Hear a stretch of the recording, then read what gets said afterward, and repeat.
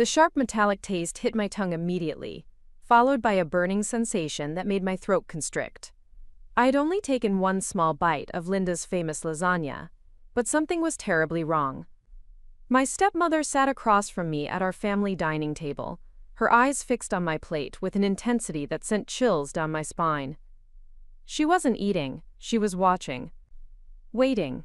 Before we jump back in, tell us where you're tuning in from, and if this story touches you, make sure you're subscribed, because tomorrow, I've saved something extra special for you. That's when I realized what was happening. Linda had poisoned my food. My name is Emma Rodriguez, and I'm a 28-year-old graphic designer living in downtown Portland, Oregon. 3 months ago, my father Michael passed away suddenly from a heart attack, leaving behind a successful chain of Mexican-American restaurants and a family dynamic that had been poisonous long before Linda literally tried to poison me. The moment I tasted that metallic flavor, everything clicked into place. All those strange coincidences over the past few weeks suddenly made sense. The food poisoning I'd gotten after our last family dinner, the mysterious stomach bug that kept me from attending the reading of Dad's will, the migraine that hit me so hard during our business meeting that I had to leave early. Linda hadn't been showing concern for my health. She'd been systematically trying to make me sick. But what Linda didn't know was that I'd been expecting something like this for weeks. You see, my father had shared some disturbing suspicions with me before he died, and I'd been documenting everything ever since. The small recording device hidden in my purse was already running, and the tiny camera I'd installed in the dining room chandelier was capturing every moment of this dinner.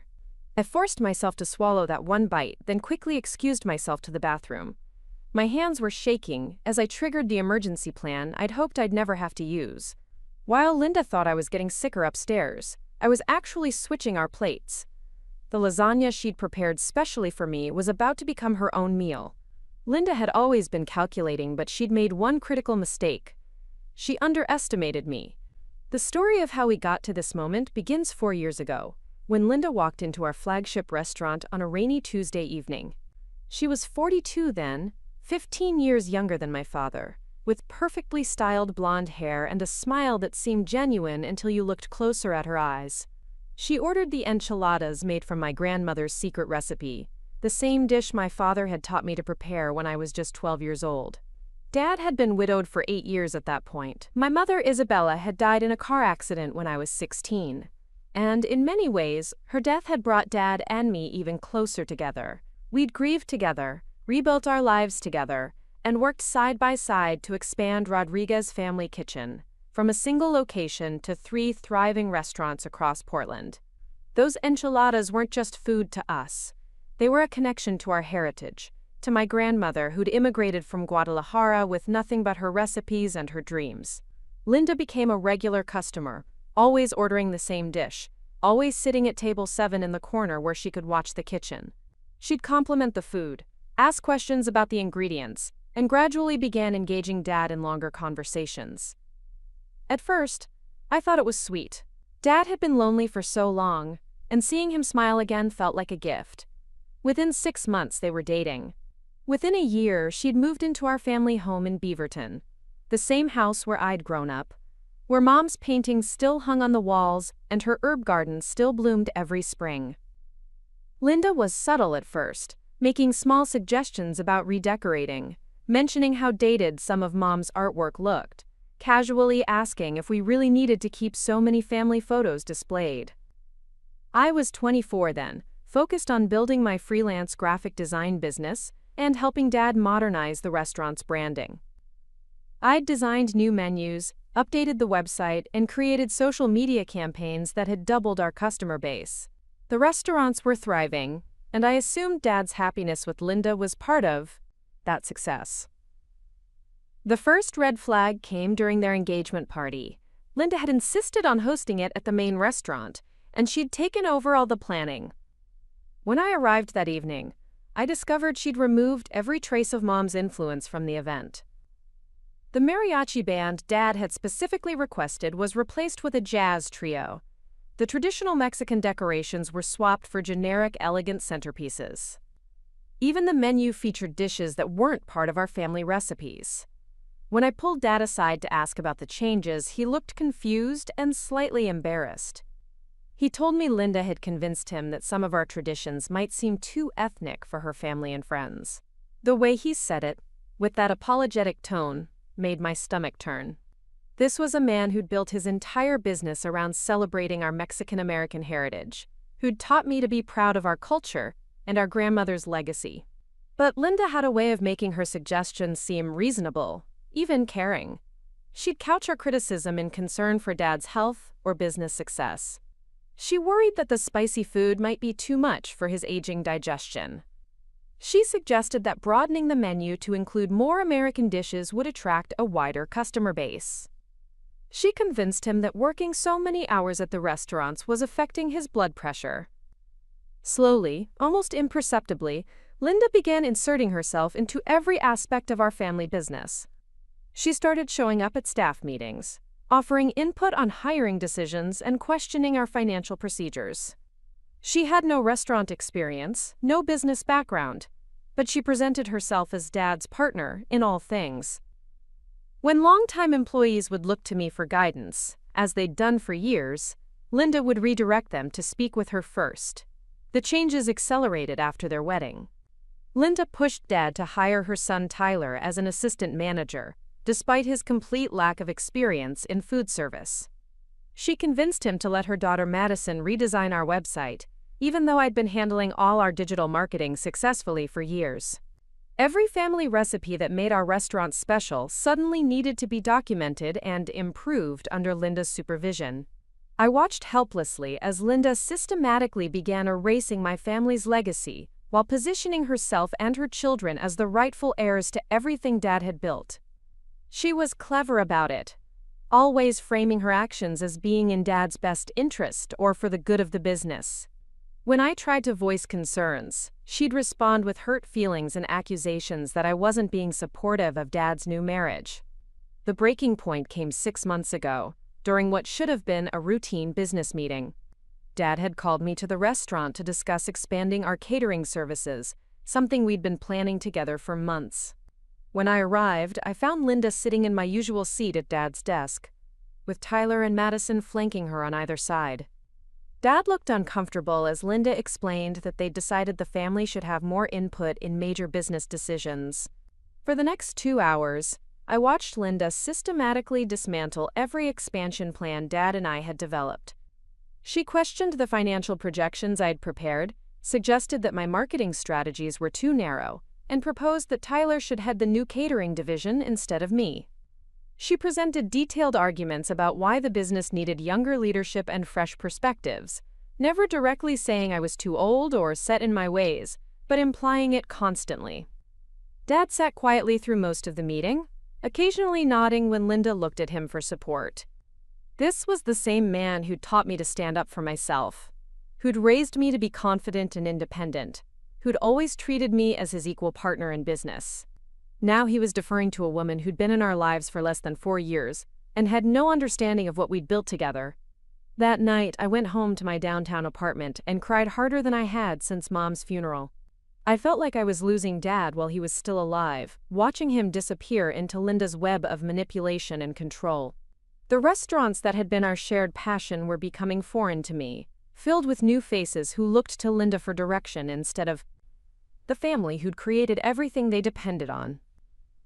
I started paying closer attention after that meeting, documenting the changes Linda was making and the way she spoke about me when she thought I wasn't listening. I kept detailed records of every conversation, every decision that excluded me, every instance where Linda positioned herself as the true power behind Dad's success. I didn't know what I was preparing for, but something deep in my gut told me I was going to need evidence of what was really happening. 3 weeks before Dad's heart attack, he called me late one evening, asking if I could meet him at the original restaurant location after closing time. His voice sounded strained, worried in a way I hadn't heard since Mom's accident. When I arrived, I found him sitting alone at the bar, staring at a stack of financial documents spread across the surface. He told me he'd discovered some discrepancies in the restaurant accounts, transfers that he hadn't authorized, and expenses that didn't match any purchases he remembered approving. Linda had been managing more of the day-to-day finances lately, taking that burden off his shoulders, as she'd put it, But now he was questioning whether that had been wise. There were credit card charges for expensive dinners at competitors' restaurants, consulting fees paid to companies he'd never heard of, and equipment purchases that had never been delivered. More disturbing were the changes Linda had been making to official business documents without his knowledge. She'd added herself as a signatory on several accounts, and had begun inquiring about transferring ownership stakes to her children. When Dad confronted her about these changes, she'd become defensive and accused him of not trusting her after everything she'd done for the family business. Dad looked exhausted as he shared these concerns with me. He admitted that he had been feeling overwhelmed by Linda's constant input and suggestions, that he missed the simpler dynamic we'd shared when it was just the two of us running the restaurants. He'd started to suspect that Linda's interest in him was more financial than romantic, but he felt trapped by their marriage and the changes she'd already implemented. That conversation haunts me now because it was the last honest discussion Dad and I ever had. 3 weeks later, he collapsed in the kitchen of our main location during the lunch rush. The paramedics said his heart attack was massive and sudden, likely caused by years of stress and high blood pressure. Linda played the devastated widow perfectly, sobbing at his bedside, and making sure everyone knew how much she'd sacrificed to take care of his legacy. But I noticed things that others missed. The way Linda's grief seemed performative when people were watching, but disappeared when she thought she was alone. How quickly she began making plans for funeral arrangements that eliminated many of Dad's longtime friends and business associates. The subtle ways she positioned herself as the primary decision-maker for everything related to Dad's estate and the restaurants. The day after Dad's funeral, Linda called a family meeting at the house. She sat in Dad's favorite chair in the living room, surrounded by legal documents and financial statements, and explained how things were going to change. According to the will she presented, Dad had left the majority of his estate to her, with smaller portions allocated to Tyler and Madison. The restaurants would be sold, she announced, because managing them was too much responsibility for someone dealing with such profound grief. I sat in stunned silence as Linda described her plans to liquidate everything Dad had spent 30 years building. The money from the sale would allow her to move somewhere warmer, maybe Florida, where she could start fresh and heal from her loss. Tyler and Madison nodded along supportively, clearly aware of these plans in advance. I was the only one who seemed shocked by this complete abandonment of Dad's legacy. When I asked to see the will Linda was referencing, she became evasive and defensive. She claimed the original was with Dad's lawyer, and that I'd receive my copy in due time. She assured me that Dad had been very specific about his wishes, that he'd wanted to ensure she was taken care of after everything she'd given up to be part of our family. Preparing and narrating this story took us a lot of time, so if you are enjoying it, subscribe to our channel. It means a lot to us. Now back to the story. The way she said it made it clear that my objections weren't welcome. That night, I called David Chen, the lawyer who'd handled our family's legal affairs for over a decade. David had been a friend of Dad's since college and had drafted the original will that left everything to me, with provisions for Linda's care but not ownership. When I described the will Linda had presented, David's voice grew tight with concern. He told me that Dad had never contacted him about making changes to his estate planning, and that the document Linda described didn't match anything in his files. David advised me to be very careful and to document everything Linda said or did regarding the estate. He suspected that Linda might be presenting fraudulent documents, but proving that would require time and careful investigation.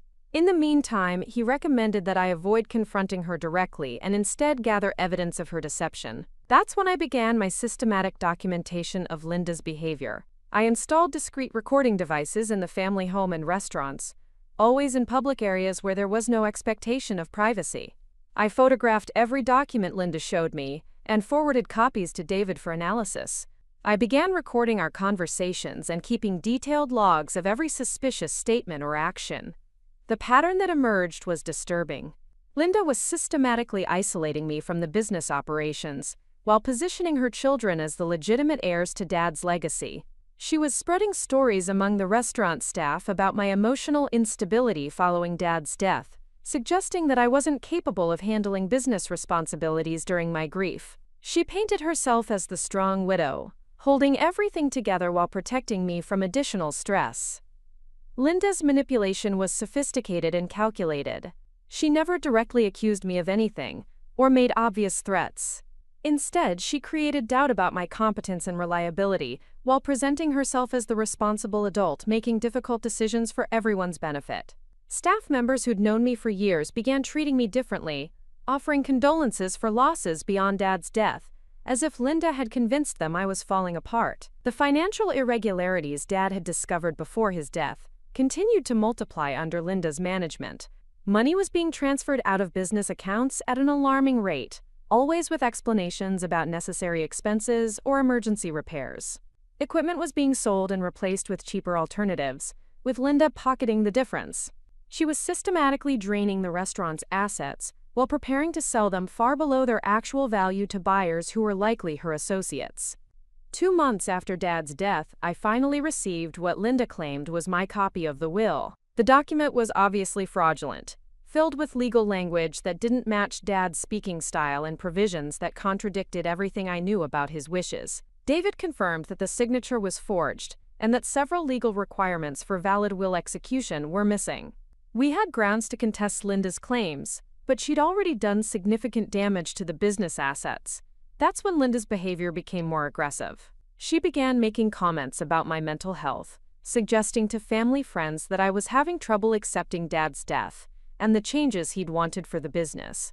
She portrayed my legal challenges as the desperate actions of a daughter who couldn't accept her father's final wishes. She even convinced some of Dad's oldest friends that I was being selfish and ungrateful. The attacks became more personal and direct. Linda would make cutting remarks about my appearance, my career choices, and my inability to maintain the kind of relationship that Dad had found with her.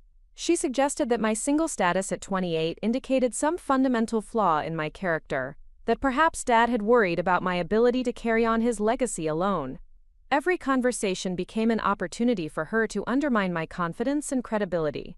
But the most insidious part of Linda's campaign was how she began affecting my physical health. It started with stomach problems after family dinners, which I initially attributed to stress and grief. Then came the mysterious headaches that would strike during important business meetings, forcing me to leave early and miss crucial discussions. I'd wake up feeling dizzy and nauseous on days when I had scheduled meetings with lawyers or accountants. The pattern was so subtle that I might have missed it if not for one crucial detail. The symptoms only occurred after eating food that Linda had prepared or served. Restaurant meals with staff were fine. Dinners at friends' houses caused no problems. But family gatherings at the house, where Linda insisted on cooking for everyone, consistently left me feeling ill. 3 weeks ago, I finally decided to test my suspicions. I arranged for a friend to follow me to Sunday dinner and wait outside the house. If I didn't text within 2 hours, she was to call 911 and tell them I suspected poisoning. I also swallowed a small GPS tracking device that would allow medical professionals to monitor my location if I lost consciousness. That dinner confirmed my worst fears. Linda served her famous lasagna, making a show of how she'd prepared my portion specially because she knew it was one of my favorites. Within minutes of eating, I felt the familiar onset of nausea and dizziness. But this time, I was prepared. I excused myself to the bathroom and triggered my emergency protocol, texting my friend and taking photos of my symptoms. The next morning, blood tests confirmed the presence of small amounts of prescription medications that I'd never taken. David connected me with a toxicologist who explained that Linda had likely been giving me doses too small to cause immediate danger, but large enough to make me sick and potentially affect my cognitive function during important meetings. It was a sophisticated form of poisoning designed to undermine my credibility rather than kill me outright. Armed with this evidence, David and I developed a plan to catch Linda in the act. We would arrange one more family dinner, but this time I would be prepared with recording equipment and a strategy to document her confession. The plan was risky, because it required me to potentially expose myself to more poisoning, but it was the only way to gather the evidence we needed to stop her permanently. Which brings us back to tonight. Sitting at the family dining table with Linda's poisoned lasagna in front of me. I've taken one bite, just enough to confirm the metallic taste that indicates she's escalated her dosing. Now I'm upstairs in the bathroom, switching the plates while Linda waits downstairs for me to become sick enough to miss tomorrow's crucial meeting with the probate court. But this time, Linda's going to be the one getting sick. And this time, I'm going to be recording when she confesses to everything she's done. The transformation of our family dynamic didn't happen overnight. Linda was far too clever for such obvious manipulation. Instead, she orchestrated a slow, methodical campaign that eroded the foundation of everything Dad and I had built together. Looking back now, I can see exactly how she did it, but at the time each individual change seemed reasonable, even caring. The first major shift came 6 months after their wedding, when Linda suggested that Sunday family dinners should become a regular tradition. She presented it as a way to strengthen our family bonds and give Dad something to look forward to each week. The idea seemed wonderful at first. Dad had been working long hours at the restaurants, and I'd been buried in client projects for my design business. Having a guaranteed time each week to reconnect felt like exactly what we needed. Linda insisted on hosting these dinners at the family home, claiming she wanted to create a warm, welcoming atmosphere that would help us all feel closer. She'd spend hours preparing elaborate meals, always featuring dishes that weren't part of our usual family recipes. When I offered to bring something or help with the cooking, she'd wave me away with a bright smile, insisting that I worked too hard during the week and deserved to be pampered. At first, I appreciated her efforts. The meals were delicious, and Dad seemed genuinely happy to have the whole family gathered around the dining room table where he'd shared so many meals with Mom and me over the years. Linda would ask thoughtful questions about my work, seem genuinely interested in the restaurant's daily operations, and always made sure Dad felt like the center of attention. But subtle changes began appearing in these conversations. Linda would casually mention articles she'd read about the restaurant industry, always focusing on negative trends or concerning statistics. She'd bring up stories about family businesses that had failed because they couldn't adapt to changing markets. She'd wonder aloud whether Dad was working too hard for his age, whether the stress of managing 3 locations was affecting his health. These concerns always sounded loving and reasonable. What wife wouldn't worry about her husband's well-being? What stepmother wouldn't want to ensure the family business remained sustainable for future generations? But I began to notice that Linda's questions and comments consistently planted seeds of doubt about our current operations and my role in the business. The conversations would follow a predictable pattern. Linda would express concern about some aspect of the restaurants. Dad would acknowledge the validity of her worry, and then she'd suggest that perhaps Tyler or Madison could help address the issue. Her children were always presented as solutions to problems that Linda had identified, never as additions to a functioning system.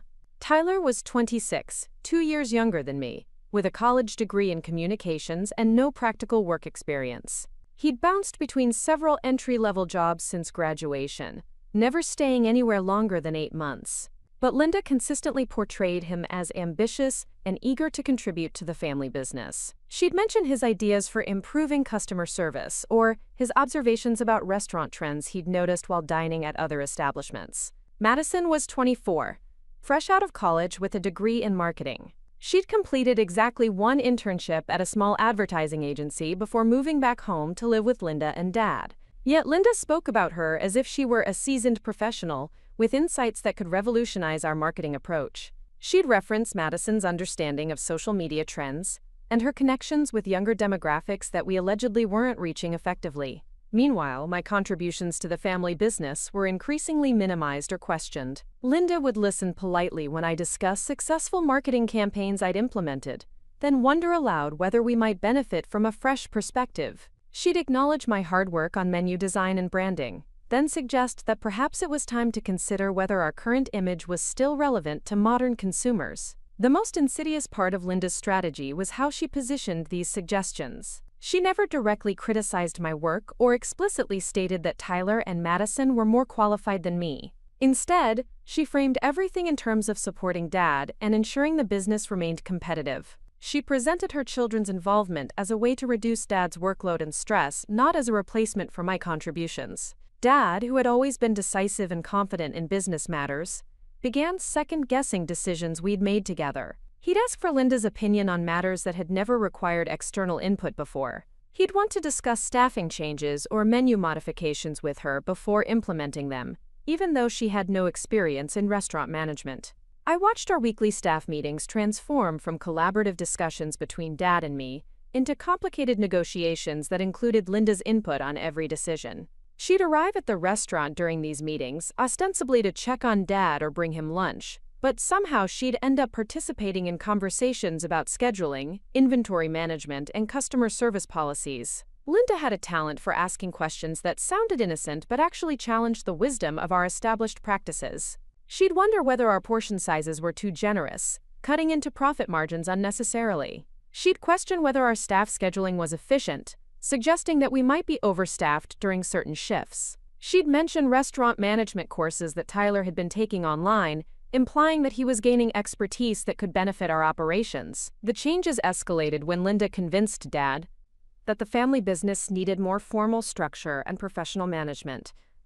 She argued that running 3 restaurants required corporate-level organization, and that our informal approach, while charming, wasn't sustainable for long-term growth. She suggested hiring a business consultant to evaluate our operations and recommend improvements. The consultant Linda recommended turned out to be a friend of hers from her previous job, a woman named Patricia, who specialized in restaurant acquisitions and sales. Patricia spent 2 weeks observing our operations, interviewing staff members, and analyzing our financial records. Her final report painted a picture of a family business that was successful but inefficient, profitable but lacking the professional management structure needed for expansion or long-term sustainability. Patricia's recommendations read like a blueprint for Linda's takeover of the business. She suggested implementing formal management hierarchies, with Linda overseeing operations and Tyler managing day-to-day restaurant functions. She recommended updating our marketing approach under Madison's direction and gradually transitioning away from what she called our ethnic focus to appeal to broader demographic markets. The report questioned whether our grandmother's traditional recipes were still relevant to modern consumers and suggested menu modifications that would reduce food costs while increasing appeal to mainstream American tastes. It recommended updating our restaurant decor to eliminate what Patricia described as overly cultural elements that might limit our customer base. Reading that report felt like watching someone systematically dismantle everything that made our restaurants special. Our Mexican-American heritage wasn't a limitation to overcome. It was our strength, our identity, the foundation of everything we'd built. Our grandmother's recipes weren't outdated traditions. They were the heart of our success, the reason customers traveled across Portland to eat at Rodriguez Family Kitchen. But Linda presented Patricia's recommendations as professional expertise that we'd be foolish to ignore.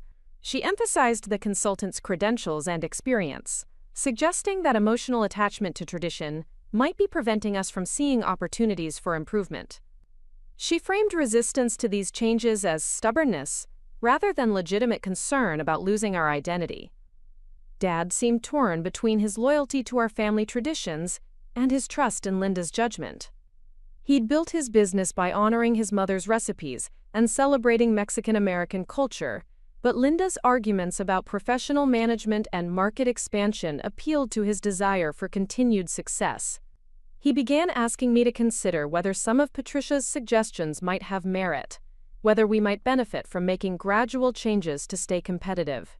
The pressure to conform to Linda's vision intensified during our Sunday dinners. She'd bring up restaurant industry articles she'd found online, always focusing on stories about traditional family businesses that had successfully modernized their operations. She'd share examples of restaurants that had increased profits by streamlining their menus or updating their marketing approaches. These conversations always included subtle criticism of our current practices, delivered with expressions of concern rather than direct attack. Linda would worry that we were working too hard for the profits we generated, that we weren't maximizing our potential because we were too attached to old-fashioned methods. She'd suggest that Dad deserved to enjoy the success he'd built, rather than continuing to work such long hours maintaining traditions that might no longer serve the business well. Tyler and Madison began appearing at these dinners with increasingly detailed suggestions for restaurant improvements. Tyler would share ideas he'd learned in his online management courses, always positioning them as ways to help Dad reduce his workload. Madison would present social media strategies and marketing concepts that could expand our customer base beyond our current demographic. Their suggestions consistently involved reducing or eliminating the cultural elements that defined our restaurants. Tyler proposed replacing mariachi music with contemporary jazz to create a more sophisticated atmosphere. Madison suggested modifying our menu descriptions to use less Spanish language, making them more accessible to customers who might feel intimidated by unfamiliar terms. They never explicitly stated that our Mexican-American identity was a problem, but their suggestions consistently moved us toward a more generic, mainstream restaurant concept.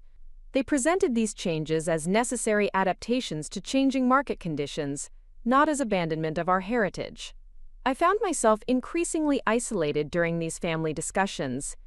When I defended our traditional practices or questioned the wisdom of Linda's suggested changes, I was positioned as resistant to progress, too emotionally attached to the past to see opportunities for improvement. Linda would listen to my concerns with apparent sympathy, then gently suggest that grief over losing Dad might be making it harder for me to embrace necessary changes. The gaslighting was sophisticated and relentless. Linda never directly contradicted my memories or experiences, but she consistently offered alternative interpretations that cast doubt on my perceptions. When I mentioned conversations Dad and I had shared about preserving our family traditions, Linda would wonder whether Dad's illness might have made him more sentimental than usual. When I referenced successful marketing campaigns we'd implemented together, she'd suggest that market conditions had changed since then, making our previous approaches less effective. Dad's behavior during these conversations became increasingly painful to witness. He'd nod along with Linda's suggestions, ask Tyler and Madison thoughtful questions about their ideas, and treat my objections as obstacles to overcome rather than legitimate concerns from his business partner. The man who had taught me to stand up for my beliefs and trust my instincts was deferring to people who had no understanding of what we'd built together. The breaking point in our family dynamic came during a Sunday dinner, 8 months before Dad's heart attack. Linda had prepared what she called a celebration meal to mark Tyler's completion of his restaurant management certification program. She'd made his favorite dishes and invited several of her friends to join us for dinner, presenting it as a family milestone worthy of recognition. During the meal, Linda announced that Dad had agreed to promote Tyler to assistant manager at our flagship location, giving him oversight of daily operations and staff scheduling. The decision had been made without consulting me, despite my role as Dad's business partner and my years of experience managing restaurant operations. Linda presented it as a natural progression that would allow Dad to focus on bigger picture planning while ensuring the restaurants benefited from Tyler's fresh training. Tyler accepted congratulations from Linda's friends with obvious pride, discussing his plans for improving efficiency and implementing new customer service protocols. He spoke about our restaurants as if they were case studies from his coursework rather than family businesses, with decades of history and established relationships with staff and customers. When I questioned the wisdom of putting someone with no practical restaurant experience in charge of daily operations, Linda responded with hurt surprise, wondering why I wasn't more supportive of Dad's decision to bring younger energy into the business. She suggested that my resistance might stem from feeling threatened by Tyler's education and certification, implying that my objections were based on insecurity rather than legitimate business concerns. Dad sat quietly during this exchange, occasionally nodding when Linda looked to him for support but avoiding direct eye contact with me. This was the man who had taught me that respect must be earned through hard work and dedication, who had insisted that I prove myself at every level of the business before taking on additional responsibilities. Now he was handing significant authority to someone whose only qualification was completing an online certification program. That night, I drove home to my apartment feeling like I'd lost my father while he was still alive. The restaurants that had been our shared passion were being transformed into something unrecognizable, and Dad seemed powerless to resist Linda's systematic takeover. I sat in my car outside my building for over an hour, crying and wondering whether I should start looking for a way out of the family business before Linda pushed me out entirely. The next few months confirmed my worst fears about Tyler's promotion. He implemented changes that prioritized cost-cutting over quality, modified recipes to use cheaper ingredients, and treated longtime staff members like replaceable resources rather than valued team members. Customer complaints increased as portion sizes decreased and familiar flavors changed. Several employees who had worked for us for years began asking me privately whether the restaurants were in financial trouble, because the changes Tyler was making suggested desperate cost-cutting measures. Meanwhile, Madison took over more of our marketing responsibilities, gradually phasing out the cultural elements that had defined our brand identity. She updated our website to feature generic food photography instead of images of our specific dishes. She changed our social media approach to focus on trendy food presentation rather than family recipes and cultural heritage. She convinced Dad to update our restaurant decor, removing artwork and decorations that she claimed looked dated and unprofessional. Linda celebrated these changes as evidence of successful modernization, but I watched our customer base slowly shift away from the families and individuals who had supported us for years toward more transient diners attracted by Madison's generic marketing approach. Our restaurants were becoming profitable in the short term, but losing the loyal community relationships that had sustained us through economic downturns and competitive challenges. The most devastating change was what happened to our signature enchilada recipe, the dish that had built our reputation and connected us to our grandmother's legacy. Tyler decided that the traditional preparation method was too time-intensive for efficient kitchen operations. He modified the recipe to use pre-made sauce and simplified seasoning, reducing preparation time but eliminating the complex flavors that had made the dish special. When regular customers began commenting that our enchiladas tasted different, Tyler dismissed their concerns as resistance to change rather than legitimate feedback about declining quality. He argued that most diners wouldn't notice the modifications, and that the time savings allowed kitchen staff to prepare more orders during busy periods, increasing overall profits.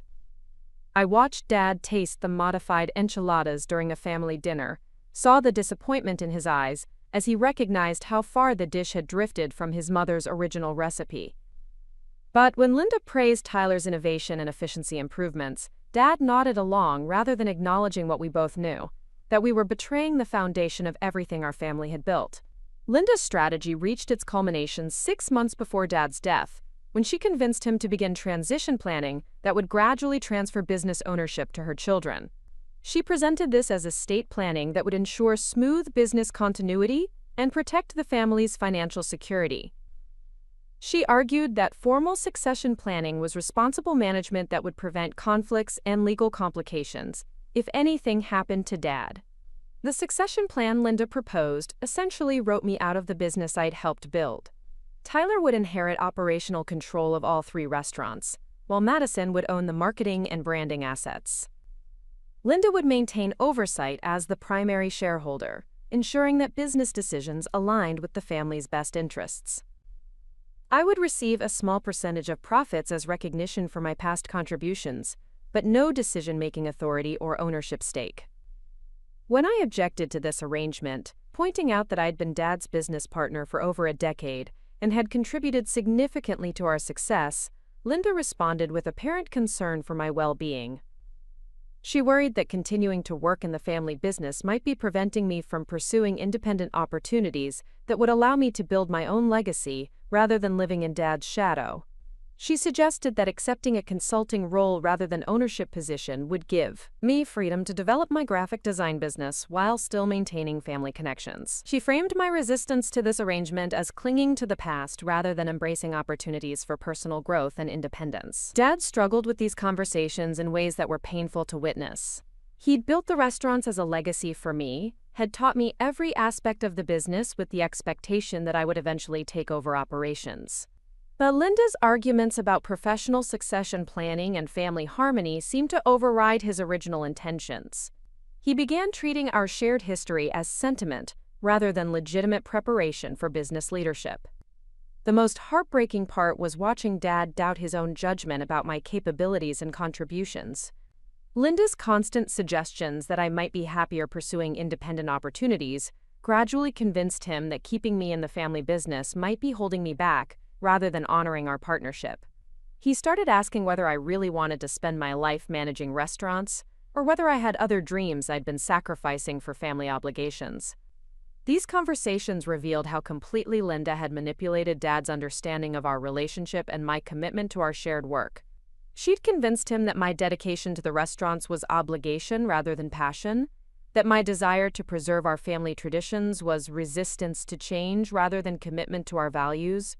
The final blow came when Linda suggested that transitioning business ownership to Tyler and Madison would actually be a gift to me, freeing me from responsibilities that were preventing me from finding a husband and starting my own family. She worried that working so closely with Dad might be making it difficult for me to establish independent adult relationships, that potential partners might be intimidated by my strong family ties and business commitments. This argument was particularly cruel because Linda knew how much I valued my relationship with Dad and my role in our family business. She was suggesting that the things I was most proud of were actually obstacles to personal happiness, that success meant abandoning everything I'd worked to build. By the time Dad suffered his heart attack, Linda had successfully isolated me from meaningful participation in business decisions, while positioning her children as the rightful heirs to everything we'd created together. She'd convinced Dad that this arrangement served everyone's best interests, that it would allow him to retire gradually while ensuring business continuity and family harmony. The tragedy is that Dad died believing he was protecting me by reducing my business responsibilities, never realizing that Linda had manipulated him into abandoning the succession plans we'd discussed for years. He thought he was giving me freedom to pursue independent happiness, not understanding that he was actually stealing the legacy we'd built together and handing it to people who had no appreciation for what it represented. Standing in the bathroom now, preparing to return downstairs with our switched plates, I think about how Dad would feel if he knew what Linda was doing to me. The woman he'd trusted with his love and his business was literally poisoning his daughter, systematically destroying everything he'd worked to build while pretending to honor his memory. But Linda had made one crucial mistake in her long campaign of manipulation and control. She'd underestimated my intelligence, my determination, and my commitment to preserving what Dad and I had created together.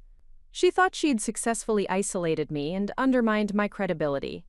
She had no idea that I'd been documenting her behavior and preparing for exactly this kind of confrontation. Tonight, Linda was going to discover that poisoning me was the worst decision she'd ever made. And I was going to make sure she confessed to everything. The moment I suspected Linda was drugging me, everything changed. What had been growing unease and frustration transformed into cold, calculated determination. If Linda wanted to play games with my health and my future, she was about to discover that I was far more prepared for this battle than she could possibly imagine. The first step was confirming my suspicions with hard evidence. I couldn't make accusations based on feelings or coincidences, no matter how strong my intuition. I needed proof that would stand up in court and convince authorities that Linda was systematically poisoning me. This meant documenting everything while protecting myself from further harm. I started by reaching out to Dr. Sarah Martinez, a physician who had been treating our family for years and had known Dad since college. Dr. Martinez had always been straightforward and practical, someone who wouldn't dismiss my concerns as paranoia or grief-induced imagination. When I called her office requesting an urgent appointment, she cleared her schedule to see me that same afternoon. Sitting in her consultation room, I explained my suspicions about Linda's behavior and the pattern of illnesses that coincided with family dinners. Dr. Martinez listened without interruption, occasionally taking notes but never showing doubt or skepticism. When I finished describing my symptoms and their timing, she leaned back in her chair with a serious expression. Her first recommendation was immediate blood and urine testing to check for foreign substances in my system. She explained that many common medications and toxic substances could be detected days or even weeks after ingestion, depending on the dosage and frequency of exposure. She also suggested hair follicle testing, which could reveal substance exposure over a longer time period. Dr. Martinez referred me to a toxicologist she trusted, Dr. James Wong, who specialized in poisoning cases and had experience working with law enforcement on criminal investigations. She emphasized the importance of maintaining detailed records of any future symptoms and avoiding situations where Linda could tamper with my food or drinks. The toxicology results confirmed my worst fears. Dr. Wong found traces of several prescription medications in my system, including sedatives and anti-anxiety drugs that I'd never been prescribed. The concentrations were carefully calibrated, high enough to cause symptoms like dizziness, nausea, and cognitive impairment, but low enough to avoid immediate medical emergency or obvious signs of overdose. Dr. Wong explained that this type of poisoning required sophisticated knowledge of pharmaceutical effects and dosing. Linda wasn't randomly dumping pills into my food. She was systematically administering specific medications in calculated amounts designed to undermine my mental clarity and physical well-being without causing symptoms dramatic enough to prompt immediate medical attention. The sophistication of Linda's approach suggested she'd done research or had experience with these substances.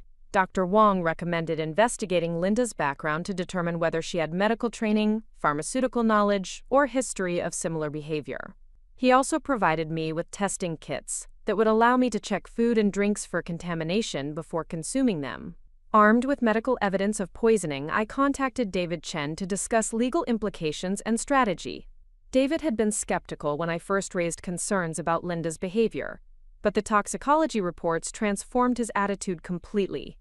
He immediately recognized that we were dealing with serious criminal activity that went far beyond estate fraud or business manipulation. David explained that poisoning cases were complex legal matters requiring careful evidence collection and coordination with law enforcement. Simply proving that Linda had drugged me wouldn't be sufficient to stop her long-term plans for the business and estate. We needed evidence of her broader criminal enterprise, including the forged will, financial fraud, and systematic deception she'd been conducting since Dad's death. He recommended a comprehensive investigation strategy that would document Linda's criminal activity while gathering evidence for both civil and criminal legal proceedings. This meant conducting surveillance, recording conversations, and building a case that would not only stop Linda's immediate threats, but also recover the assets she'd stolen and ensure she faced appropriate criminal consequences. David connected me with Rebecca Torres, a private investigator who specialized in financial crimes and family disputes. Rebecca had extensive experience working with families dealing with inheritance fraud and had developed expertise in documenting complex manipulation schemes. She understood the psychological dynamics of cases like mine and knew how to gather evidence without alerting the perpetrator to the investigation. Rebecca's first step was conducting a thorough background investigation of Linda and her children. What we discovered was more disturbing than I'd imagined. Linda had a history of targeting wealthy older men, establishing relationships that always ended with significant financial benefit for her. She'd been married twice before Dad, both times to successful businessmen who died within 5 years of their weddings. Her first husband had owned a successful auto dealership that was sold shortly after his death from what was ruled a heart attack. Linda inherited the majority of his estate, despite having been married to him for only 3 years. Her second husband had been a retired engineer with substantial savings and real estate investments that Linda inherited after he died, in what appeared to be an accidental fall at their home. In both cases, Linda's behavior followed similar patterns to what I'd observed with Dad. She'd gradually isolated her husbands from their adult children and longtime friends, convinced them to modify their estate planning in her favor, and positioned herself as their primary caregiver and advocate. She'd systematically undermined the relationships between these men and their biological children, while promoting her own children as deserving heirs. Rebecca discovered that Linda had used different variations of her name in previous relationships, making it difficult to trace her complete history. She'd also moved frequently, always relocating after her husband's deaths to new cities where she could establish fresh identities and avoid scrutiny from suspicious family members or investigators. Tyler and Madison had been complicit in their mother's schemes, though the extent of their involvement varied. Tyler had helped manage financial transactions and estate settlements, while Madison had focused on social media and digital manipulation designed to control information and isolate Linda's targets from potential allies. The pattern Rebecca uncovered suggested that Linda's approach to Dad and our family wasn't opportunistic romance gone wrong, but calculated criminal enterprise. She'd targeted Dad specifically because of his successful business and his vulnerability as a widower. She'd researched our family dynamics and business operations before ever setting foot in our restaurant. This revelation transformed my understanding of everything that had happened over the past 4 years. Linda's initial charm and apparent interest in our family wasn't genuine affection. It was reconnaissance.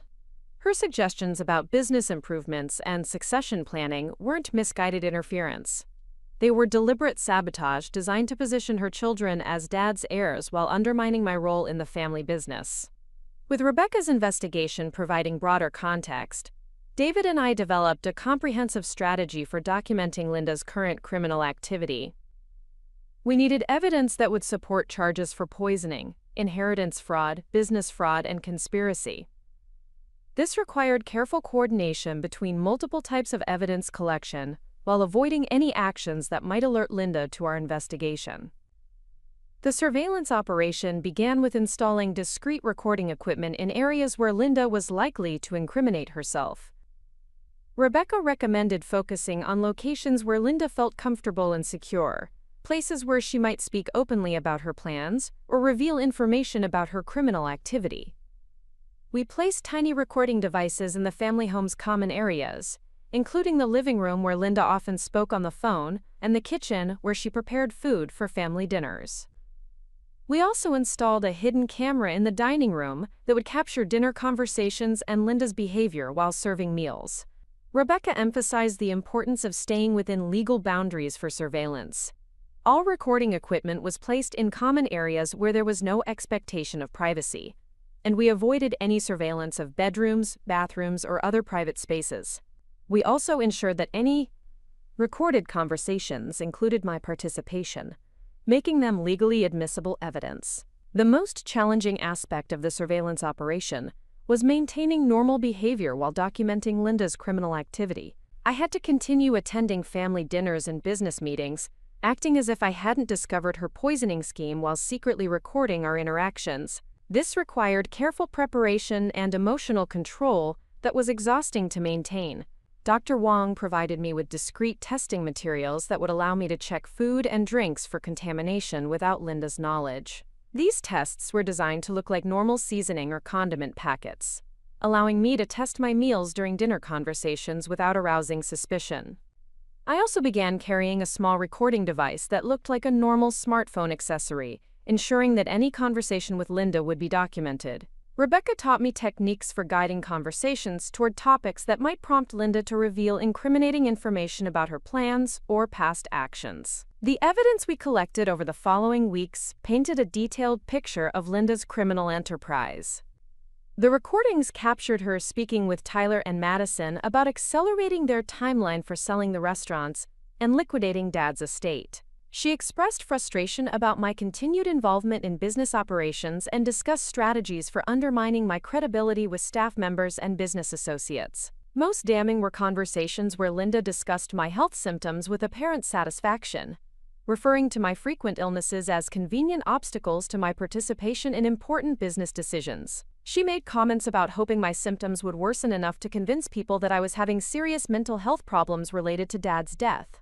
The surveillance also captured Linda speaking with unknown individuals about property appraisals and business valuations, suggesting she was preparing to sell Dad's assets far below market value to associates who would compensate her privately for the difference. These conversations revealed a sophisticated fraud scheme that involved multiple accomplices and would have resulted in millions of dollars in stolen assets. Rebecca's investigation expanded to include financial analysis of Linda's activities since Dad's death.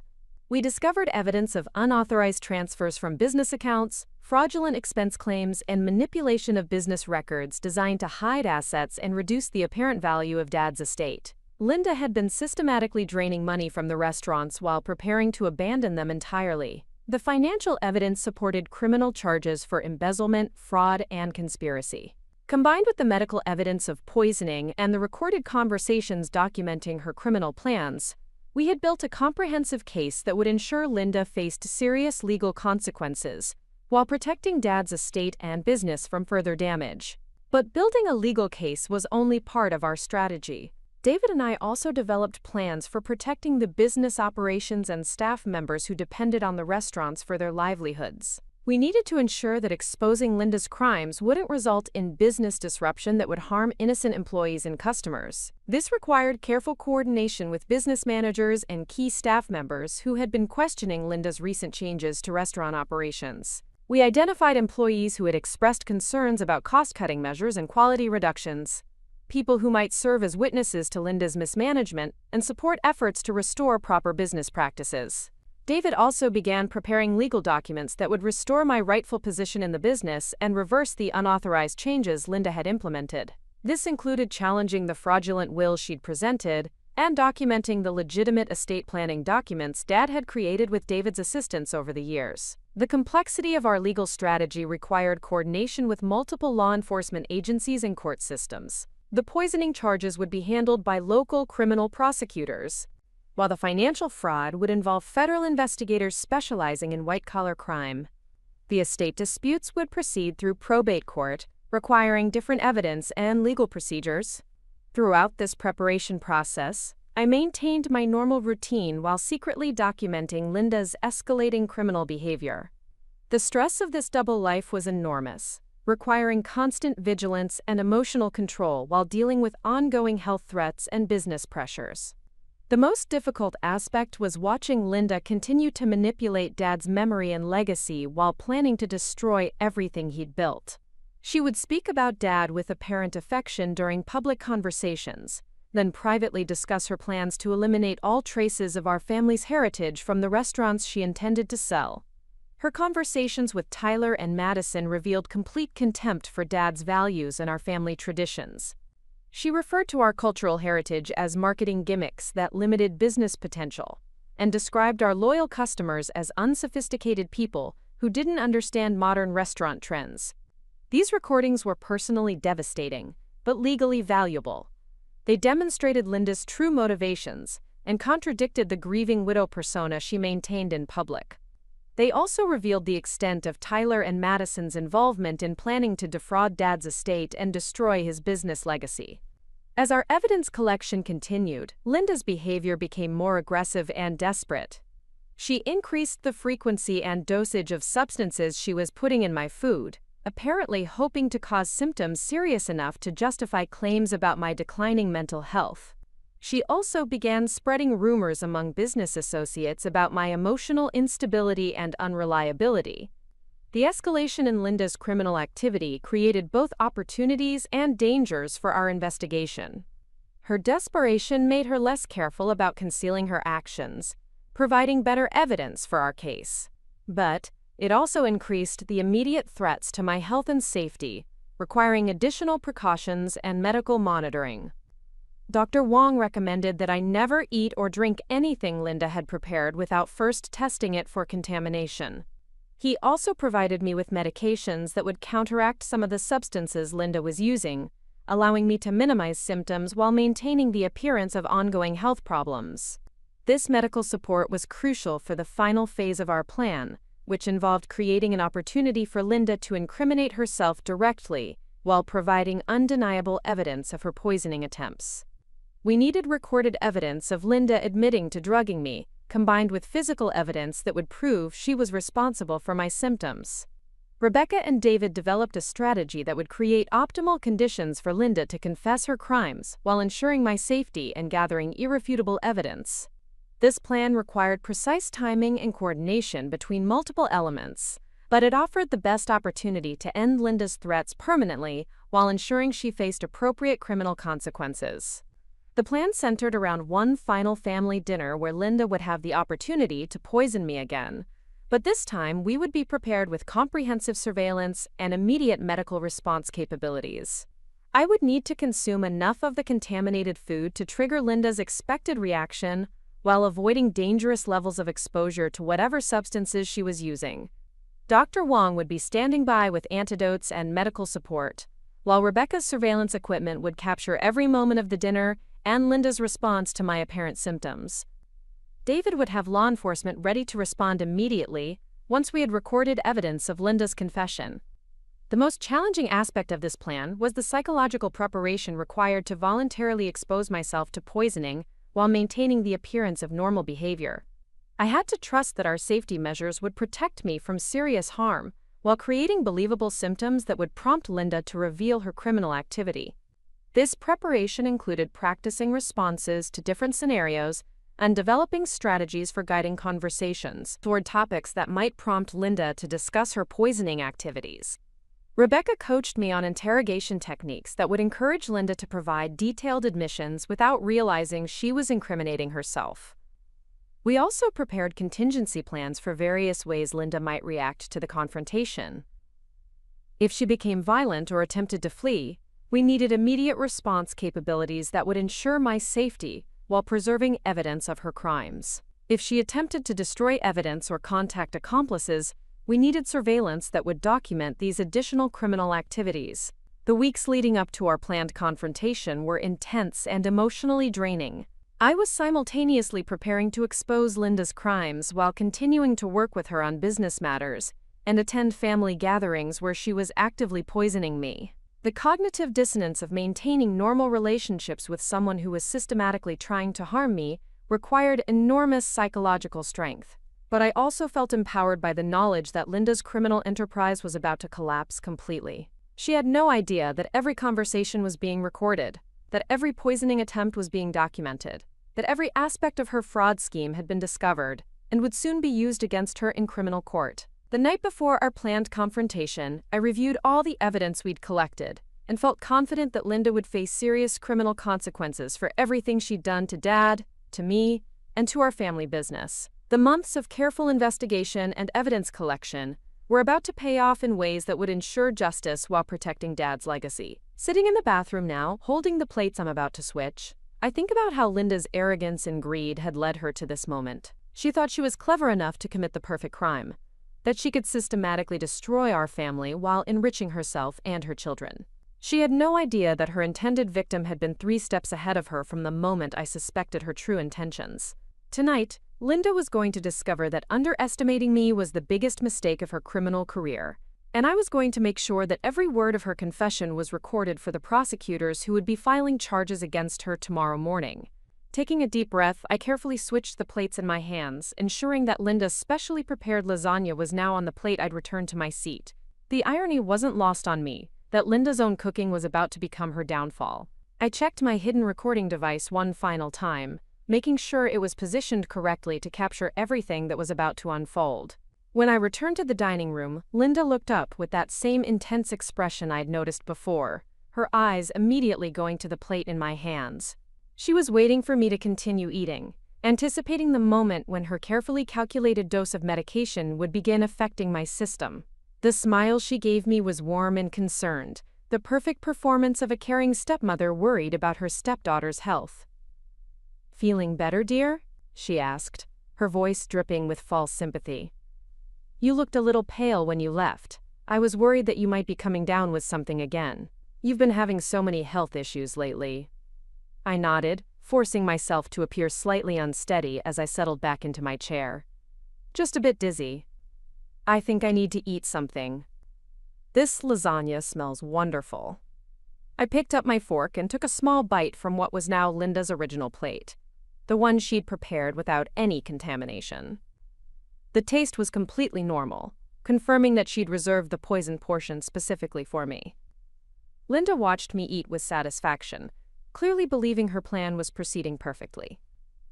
She began cutting into her own serving, the portion that contained whatever cocktail of medications she'd intended for me.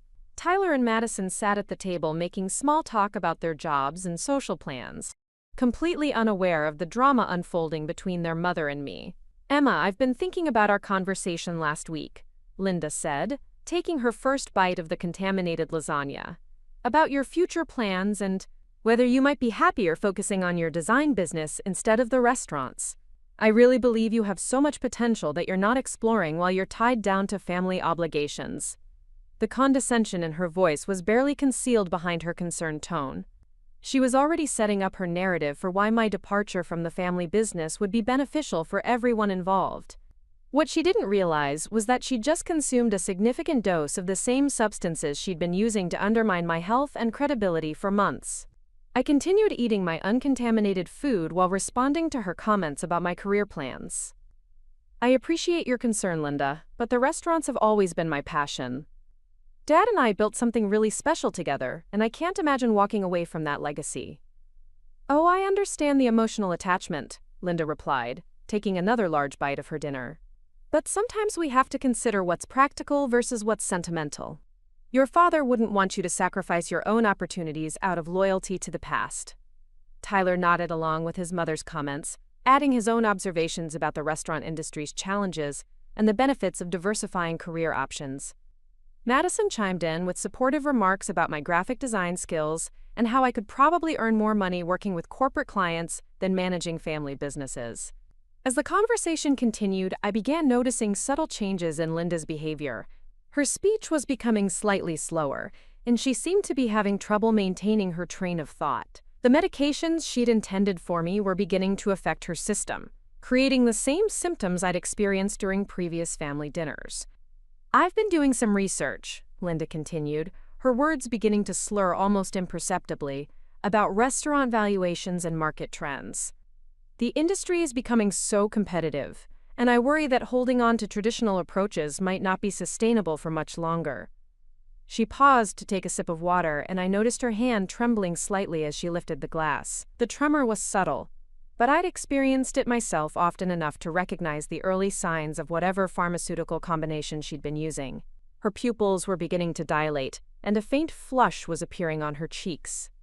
"Are you feeling all right, Linda?" I asked with genuine-sounding concern. "You look a little flushed. Maybe you should drink some more water." "I'm fine," she replied quickly, but I could hear the uncertainty in her voice.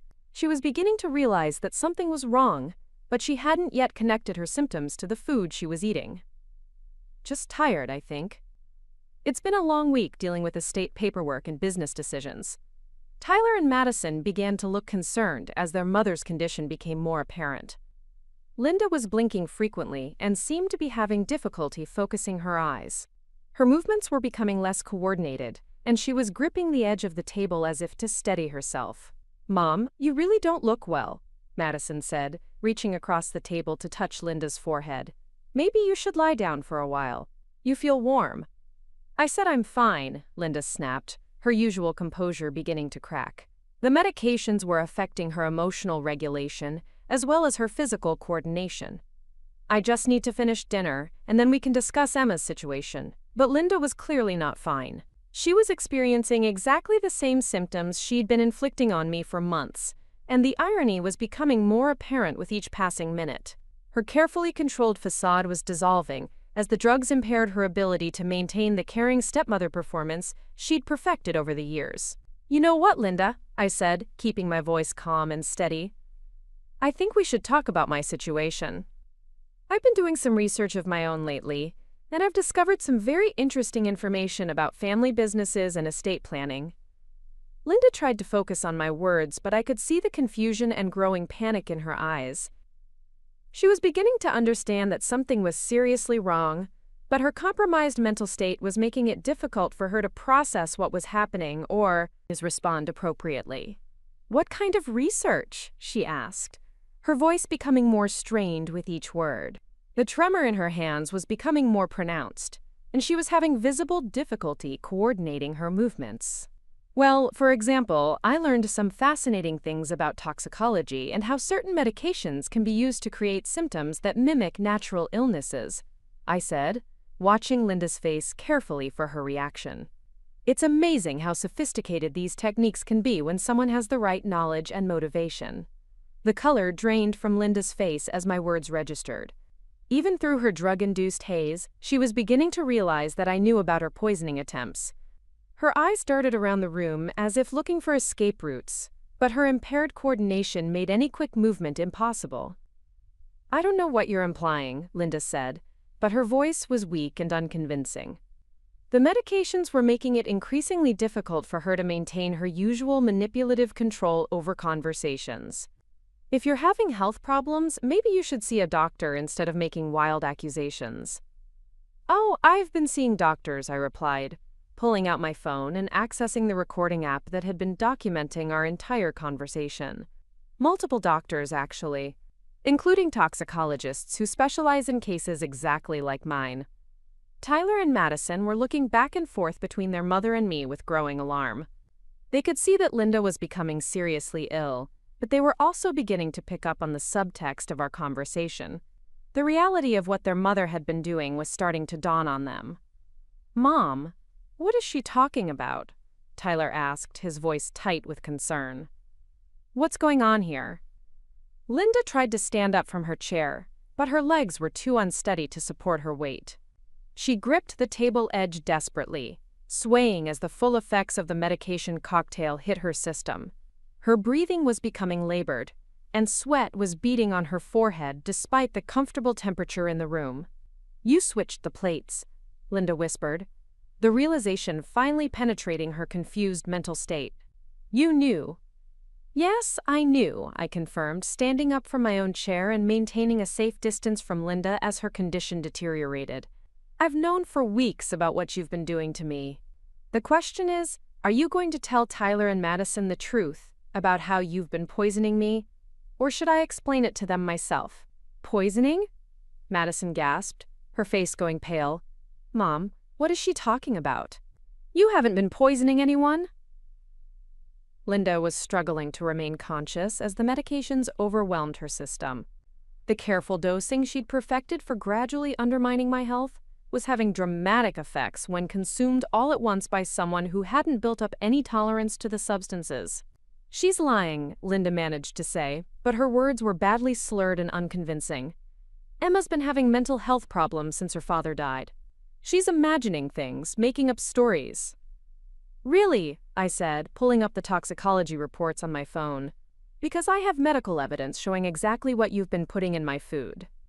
Dr. Wong found traces of sedatives, anti-anxiety medications, and muscle relaxants in my system. All substances that would explain the symptoms I've been experiencing after our family dinners. Tyler was staring at his mother with horror and disbelief. "Mom, tell me this isn't true. Tell me you haven't been drugging Emma." Linda tried to respond, but the combination of medications was making speech increasingly difficult. She was slumping in her chair, unable to maintain her posture or focus her attention. The woman who had spent months carefully orchestrating my destruction was now completely helpless, experiencing firsthand the effects of her own criminal actions.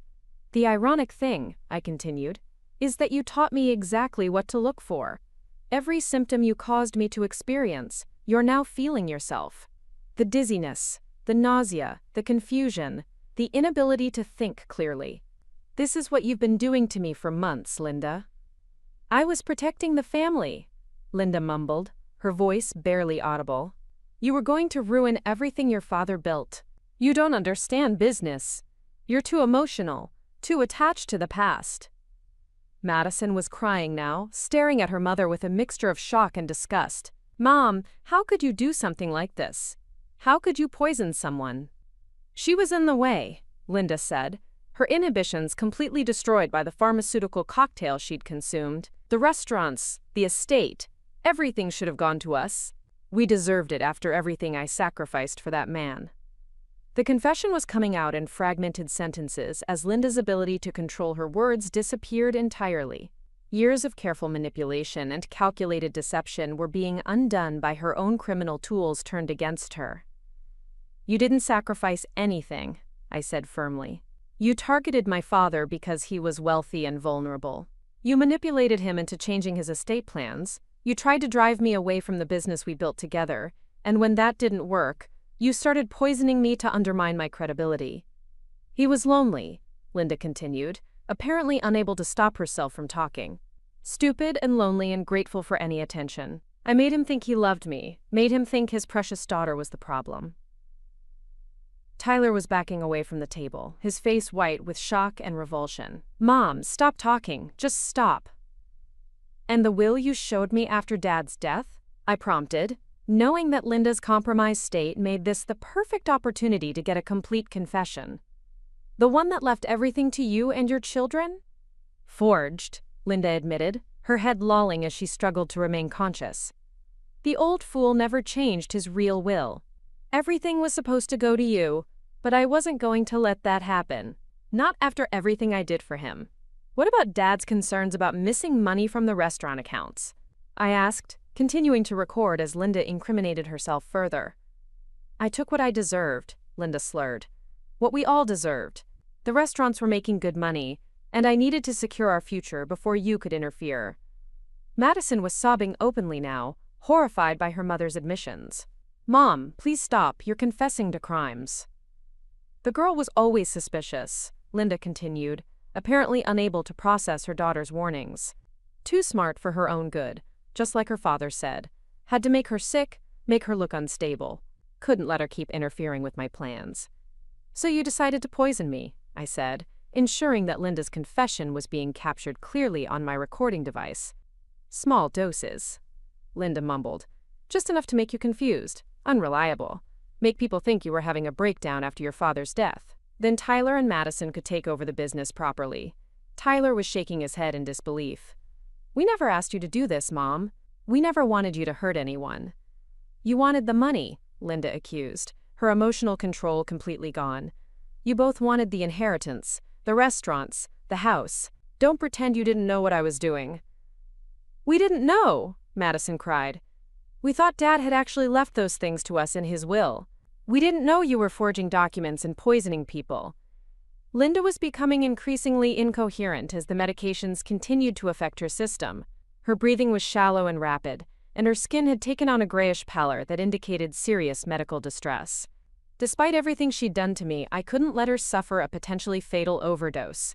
I called 911, explaining that we had a medical emergency and needed paramedics immediately. I also contacted David Chen and told him that we had successfully recorded Linda's confession and needed law enforcement to respond to the scene. While we waited for emergency responders, Linda continued to ramble about her grievances against Dad and me.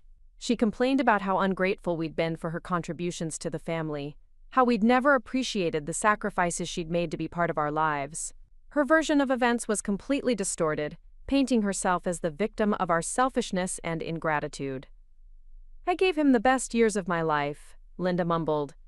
"Pretended to love him, pretended to care about his stupid restaurants and his precious Mexican traditions. I deserved everything he had." "You deserve nothing," I said firmly. "You're a predator who targeted a grieving widower and tried to steal everything he'd built for his daughter." Tyler and Madison sat in stunned silence, clearly struggling to process their mother's revelations. They'd benefited from Linda's criminal activities without understanding the extent of her deception, and now they were facing the reality that their expected inheritance was built on fraud and attempted murder. The paramedics arrived first, immediately beginning treatment for Linda's overdose symptoms. They asked what she'd consumed, and I provided them with the information Drive Wong had given me about the medications Linda had been using.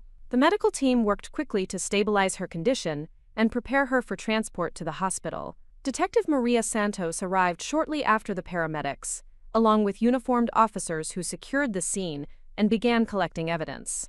I provided Detective Santos with copies of all our recorded conversations, the toxicology reports from Dr. Wong, and the documentation Rebecca Torres had compiled during her investigation. Detective Santos listened to portions of Linda's recorded confession with amazement and disgust. She'd seen many cases of family fraud and elder abuse, but the sophistication of Linda's criminal enterprise was unusual.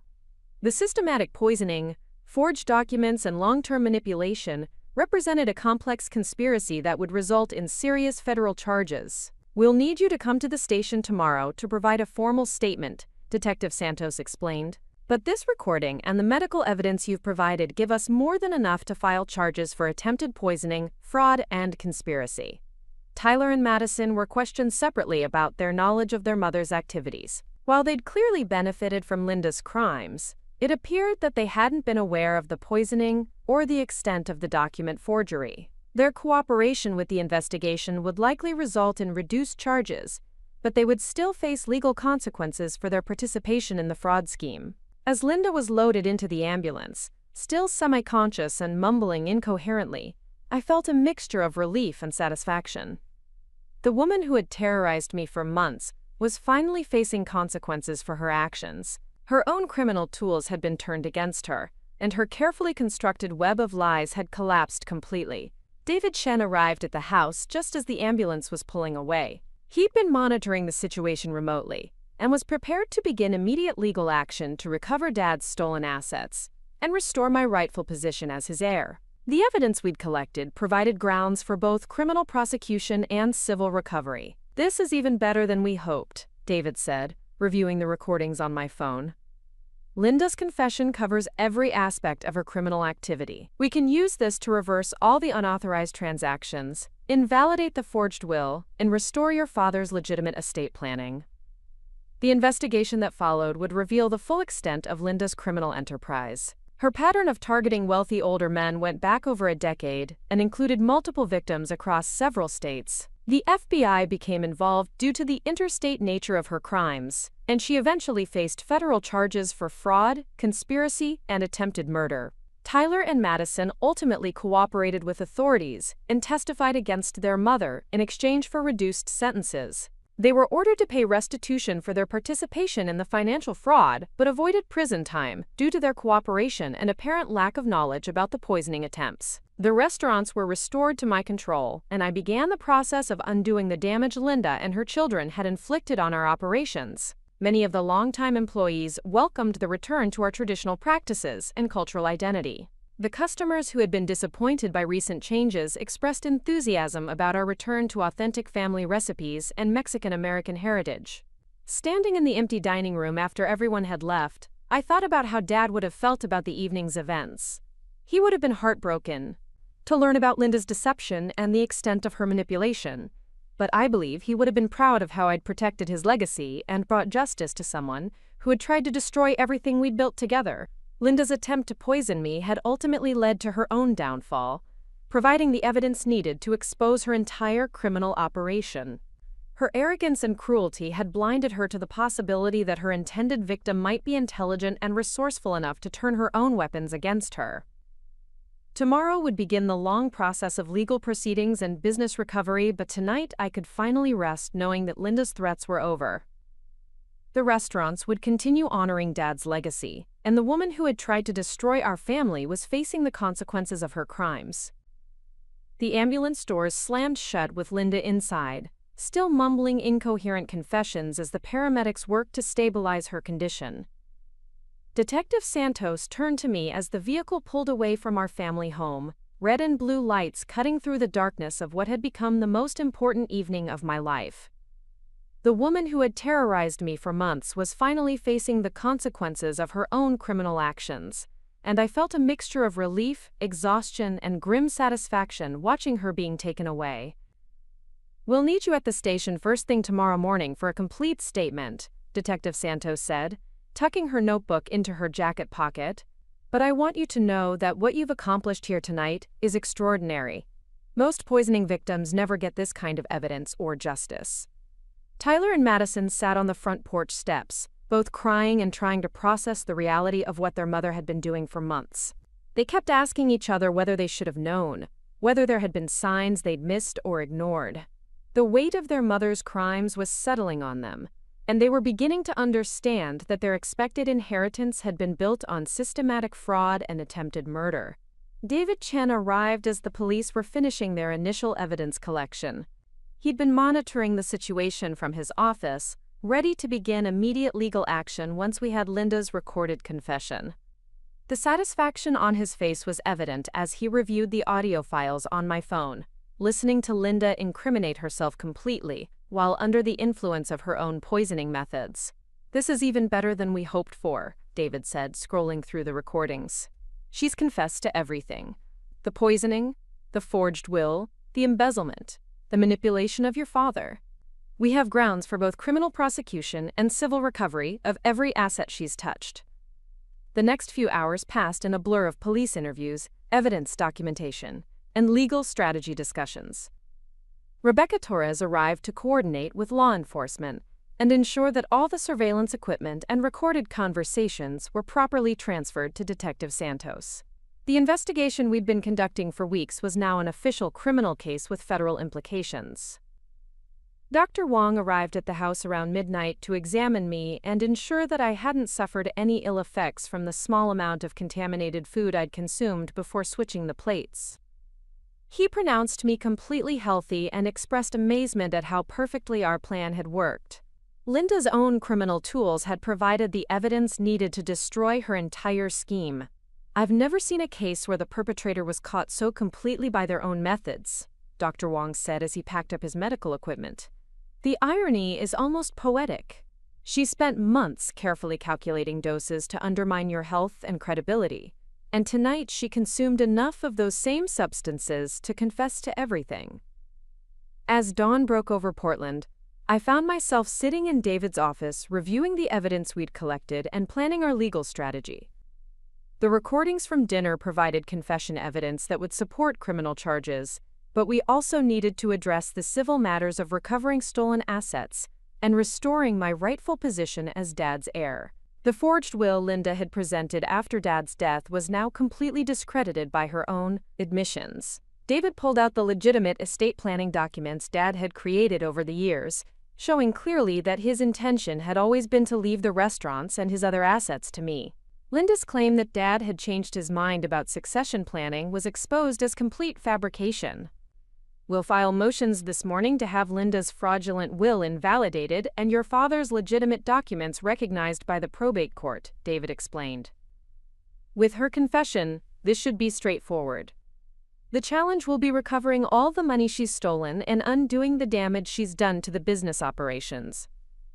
Rebecca's financial investigation had revealed the extent of Linda's embezzlement from the restaurant accounts. Over the past year, she'd systematically transferred money to accounts controlled by shell companies she'd established. She'd also sold equipment and inventory at below-market prices to buyers who appeared to be her criminal associates, pocketing the difference between actual value and reported sales prices. The total amount of stolen assets exceeded $400,000, money that Linda had been planning to use for her relocation to Florida after selling the restaurants. Her scheme had been designed to liquidate Dad's entire legacy while enriching herself and her children at the expense of everything he'd worked to build. Linda survived her overdose, though she spent 2 weeks in the hospital recovering from the pharmaceutical cocktail she'd intended for me.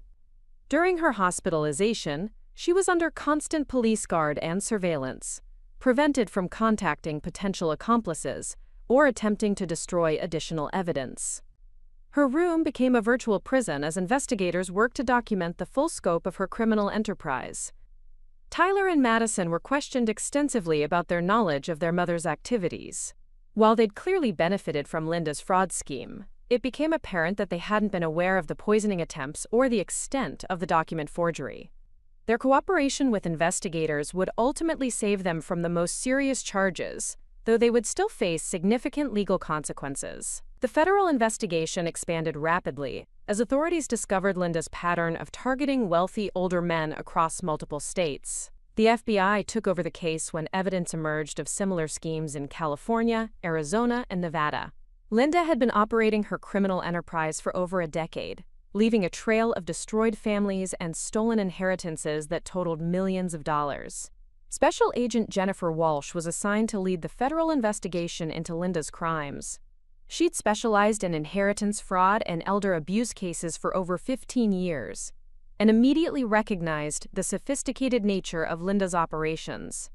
Unlike many criminals who targeted elderly victims opportunistically, Linda had developed systematic methods for identifying, grooming, and exploiting vulnerable men with substantial assets. This is one of the most organized inheritance fraud schemes I've encountered, Agent Walsh explained during our first meeting at the FBI field office. Your stepmother wasn't just an opportunistic predator. She was running a professional criminal operation with multiple victims, accomplices, and sophisticated methods for avoiding detection. The investigation revealed that Linda had used various names and identities during her criminal career, making it difficult for authorities to connect her activities across different jurisdictions. She'd established fake businesses and shell companies to hide stolen assets, and she'd developed relationships with corrupt real estate agents and lawyers who helped her manipulate estate transactions. Linda's first known victim had been a widowed rancher in California whose children discovered financial irregularities only after he'd died from what appeared to be a heart attack. By the time they realized their father's estate had been systematically looted, Linda had disappeared with over $800,000 and had moved to Arizona to begin targeting her next victim. Her second victim was a retired engineer whose adult daughter had tried to warn him about Linda's manipulative behavior. Linda had responded by convincing the man that his daughter was mentally unstable and trying to steal his money. She'd isolated him from his family and friends, much as she'd done with Dad, before inheriting his entire estate when he died in what was ruled an accidental fall at their home. The pattern was consistent across all of Linda's known victims. She would target recently widowed men with substantial assets and adult children who might interfere with her plans. She would present herself as a caring companion who could help them navigate their grief and loneliness. Once she'd established trust and romantic involvement, she would begin systematically isolating them from family and friends, while positioning herself as their primary caregiver and advocate. Linda's manipulation techniques were sophisticated and psychologically devastating. She would use her victims' grief and vulnerability against them, convincing them that their adult children were motivated by greed, rather than genuine concern. She would create conflicts between her victims and their families, then position herself as the only person who truly understood and supported them. The poisoning component of Linda's scheme appeared to be a relatively recent addition to her criminal methods. Previous victims hadn't shown evidence of systematic drugging, suggesting that Linda had developed this technique specifically for situations where her usual manipulation wasn't sufficient to eliminate family interference. I had been her first poisoning victim, the test case for methods she planned to use against future targets. Dr. Wong's analysis of the substances Linda had been using revealed the sophistication of her pharmaceutical knowledge. She hadn't simply been grinding up random pills and mixing them into food. She'd been using specific combinations of medications that would create particular symptoms while avoiding obvious signs of poisoning or overdose. The precision of her dosing suggests either medical training or extensive research into pharmacological effects, Dr. Wong explained. She knew exactly which substances would cause cognitive impairment, physical weakness, and emotional instability, without creating symptoms that would prompt immediate medical investigation. The investigation into Linda's background revealed that she'd worked briefly as a pharmaceutical sales representative early in her career, giving her access to detailed information about medication effects and interactions.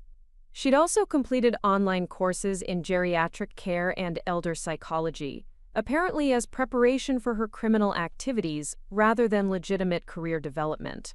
This professional preparation distinguished Linda from typical inheritance fraud perpetrators and explained why her schemes had been so successful for so many years. She'd approached criminal activity with the same systematic planning that legitimate businesses use for market research and strategic development. The trial preparation process took several months as federal prosecutors built their case against Linda and coordinated with law enforcement agencies in multiple states. The charges against her eventually included mail fraud, wire fraud, money laundering, conspiracy, and attempted murder, with some counts carrying potential life sentences. Tyler was charged with conspiracy and money laundering for his role in managing fraudulent financial transactions, though his cooperation with investigators and apparent lack of knowledge about the poisoning resulted in a plea agreement for reduced charges. Madison faced similar charges related to her involvement in digital manipulation and document forgery, but her cooperation also led to a reduced sentence. Linda herself showed no remorse or willingness to cooperate with investigators. Even when presented with overwhelming evidence of her crimes, she maintained that she'd been wrongfully accused by ungrateful families who didn't appreciate her sacrifices for their loved ones. Her complete lack of empathy or acknowledgement of harm done to her victims disturbed even experienced law enforcement officers. The trial began 8 months after Linda's arrest, with proceedings that attracted national media attention due to the unusual nature of her crimes and the sophisticated methods she'd used to exploit elderly victims. Reporters described her as a black widow who had systematically destroyed families while enriching herself through fraud and manipulation. My testimony was the centerpiece of the prosecution's case, providing detailed accounts of Linda's manipulation techniques, the effects of her poisoning campaign, and the evidence we'd gathered to expose her crimes. Sitting in the witness stand, describing months of systematic abuse while Linda stared at me with cold hatred, was one of the most difficult experiences of my life, but it was also empowering to finally tell the complete truth about what Linda had done to our family. For years, she'd controlled narratives and manipulated perceptions, making people doubt their own observations and instincts. Now, in a court of law with evidence and witnesses, the truth was finally being heard and acknowledged. The other victims' family members also testified, describing similar patterns of manipulation and exploitation that Linda had used across multiple relationships. Their testimony established the systematic nature of her criminal enterprise and demonstrated that our family's experience wasn't an isolated incident but part of a decade-long pattern of predatory behavior. Dr. Wong's testimony about the poisoning was particularly powerful, explaining to the jury how Linda had used sophisticated pharmaceutical knowledge to systematically undermine my health and cognitive function. His analysis of the substances found in my system provided scientific evidence of attempted murder that complemented the recorded confessions we'd obtained. The defense team's strategy focused on portraying Linda as a woman who had genuinely cared for her elderly husbands and had been wrongfully accused by bitter family members who resented her relationships with their loved ones. They attempted to characterize the poisoning as accidental medication errors rather than deliberate criminal activity. This defense strategy collapsed completely when prosecutors played the recordings of Linda's dinner confessions. Hearing her own voice admitting to poisoning me, forging Dad's will, and stealing money from the restaurant accounts made it impossible for even her own lawyers to maintain claims of innocence or accidental wrongdoing. The jury deliberated for less than 6 hours before returning guilty verdicts on all counts. Linda showed no emotion as the verdict was read, staring straight ahead with the same cold expression she'd maintained throughout the trial. Her lack of remorse or acknowledgement of her victim's suffering seemed to disturb the jurors, several of whom later described her demeanor as chilling and inhuman. The sentencing hearing provided an opportunity for victims' family members to address Linda directly and describe the impact of her crimes on their lives. I spoke about losing precious time with Dad during his final years, about the health problems she'd caused through systematic poisoning, and about the damage she'd inflicted on our family business and cultural heritage. Linda Rodriguez targeted my father because he was vulnerable in his grief, but she underestimated the strength of the family bonds and cultural values he'd instilled in me, I said, looking directly at her as she sat at the defendant's table. Her attempt to destroy our legacy ultimately revealed the resilience and determination that my father had spent his life building in me and our community.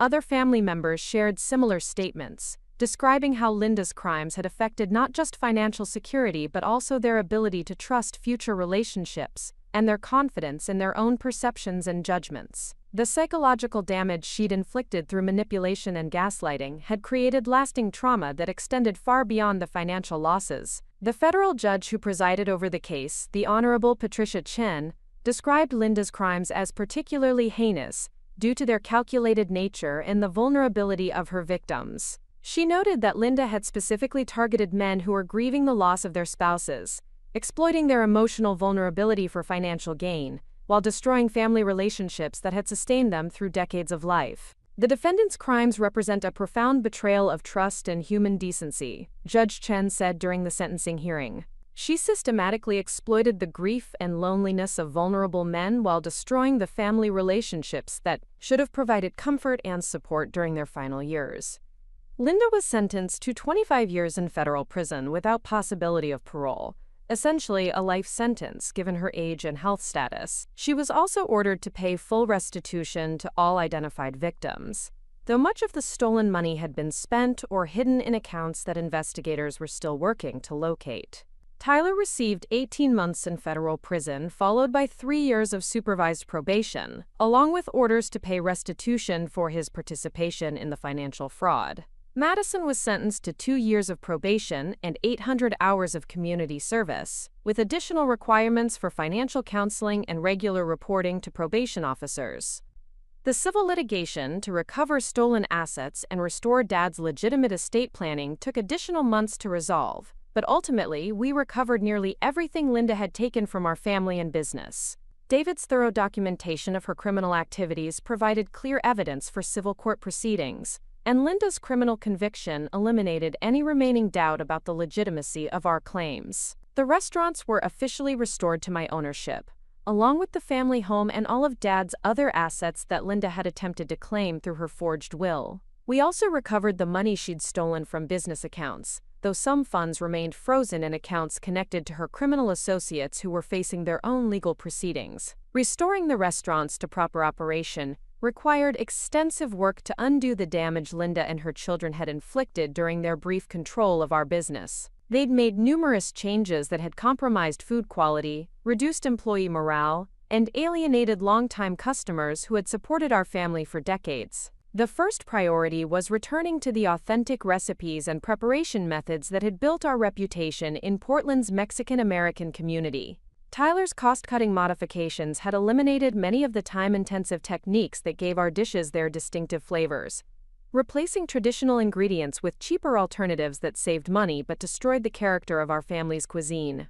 Working with our head chef Maria, who had been with our family for over 15 years, we systematically restored each menu item to its original preparation method. This process revealed how much institutional knowledge Tyler's changes had threatened to destroy, as many of our traditional techniques existed only in the memories of experienced kitchen staff rather than written documentation. Maria had been particularly distressed by Tyler's modifications to our signature enchilada recipe, the dish that had launched our family's restaurant business and connected us to our grandmother's culinary heritage.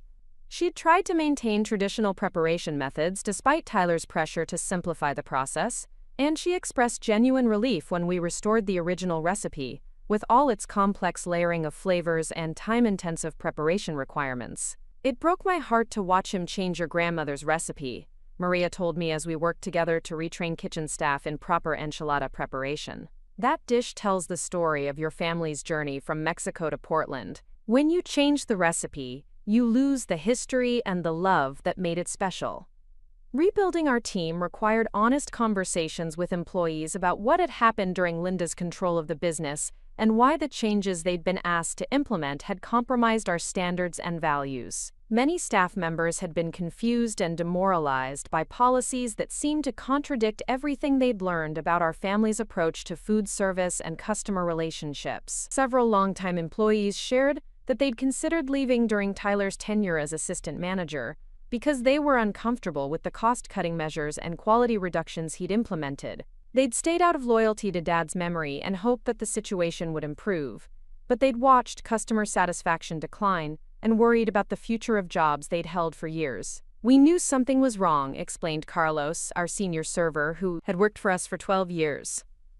"The food didn't taste right, customers were complaining, and everything felt different. But Tyler kept saying these changes were necessary for business success, so we tried to adapt, even though it didn't feel right." These conversations revealed how Linda's manipulation had extended beyond our family relationships to affect every aspect of our business operations. She'd created doubt and confusion among employees who had previously been confident in their roles and proud of their contributions to our family's success. Restoring employee confidence required demonstrating through consistent actions that we were returning to the values and standards that had always defined our restaurants. This meant not just changing recipes and policies, but also involving staff members in decision-making processes and acknowledging their expertise and institutional knowledge.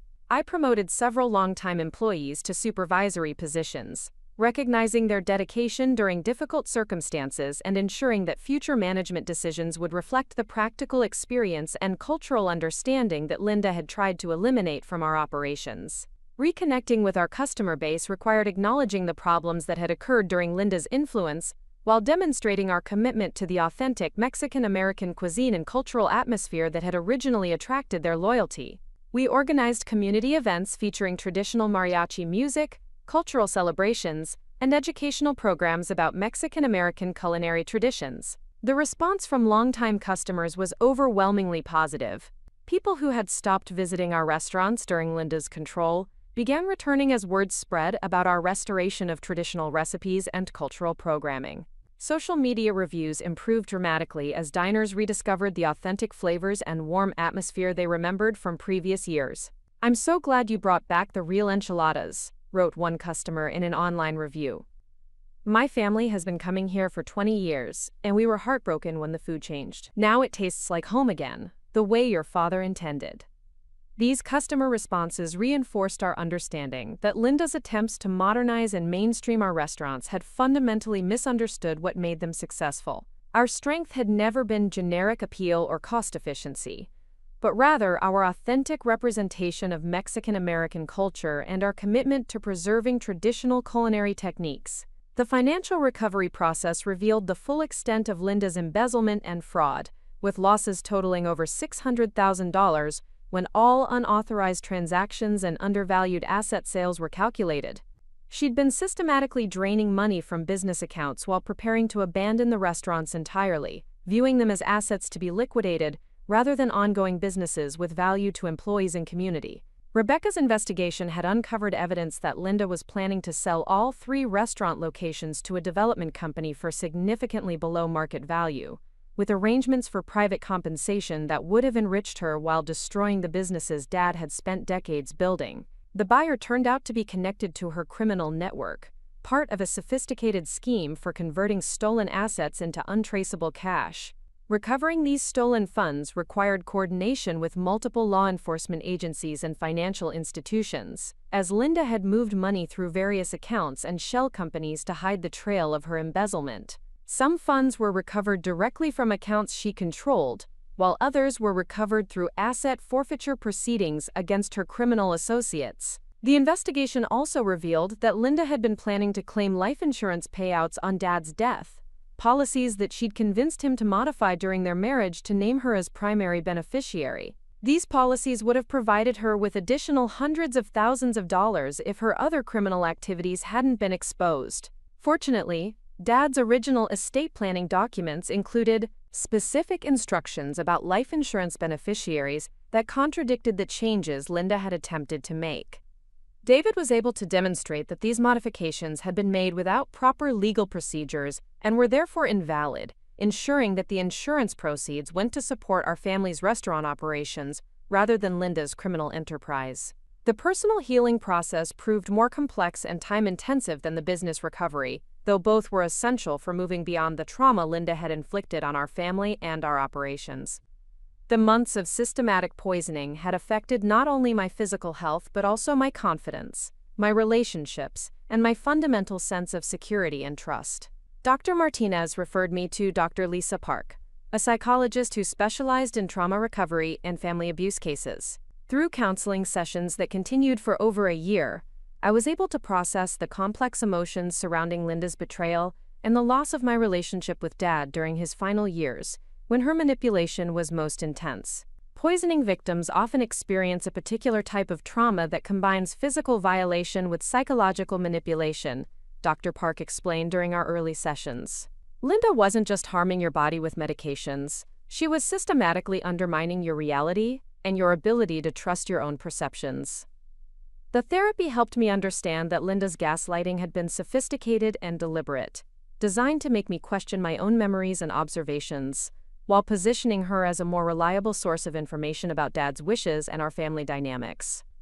She'd used my love for Dad against me, suggesting that my concerns about her behavior were signs of my inability to accept his happiness in his new marriage. One of the most difficult aspects of recovery was accepting that Dad had been vulnerable to Linda's manipulation despite his intelligence and business acumen. I'd always seen him as strong and decisive, someone who couldn't be easily deceived or controlled by others. Understanding that grief and loneliness had made him susceptible to Linda's calculated approach required me to forgive both him and myself for not recognizing the full extent of her deception earlier. Intelligent, successful people are often more vulnerable to sophisticated manipulation because they assume their judgment and experience protect them from deception, Dr. Park explained. Linda specifically targeted men like your father because their confidence in their own abilities made them less likely to recognize subtle manipulation techniques. The therapy also addressed the complex grief I was experiencing over losing Dad while he was still alive, watching Linda systematically isolate him from our shared history and values, while convincing him that this isolation was beneficial for everyone involved. The man who had raised me to be independent and confident had spent his final years deferring to someone who had no understanding of our family's heritage or shared experiences. Processing this grief required acknowledging both the love Dad had always shown me and the pain of watching him doubt our relationship under Linda's influence.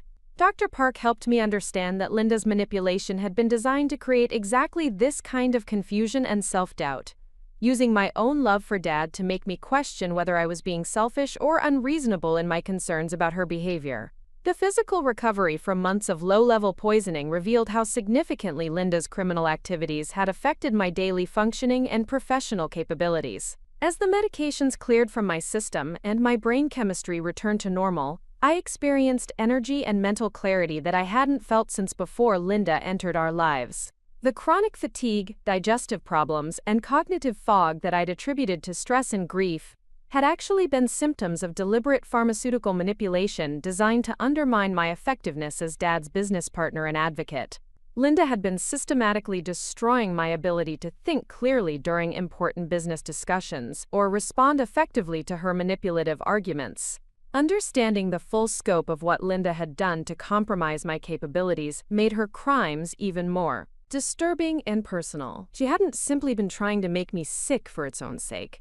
She'd been strategically targeting the cognitive functions and emotional stability that I needed to protect Dad's interests and our family business. The medications Linda was using specifically affect executive function, memory consolidation, and emotional regulation, Dr. Wong explained during one of my follow-up medical appointments. She was essentially giving you controlled doses of substances that would make you appear unstable and unreliable, while making it harder for you to recognize and respond to her manipulation.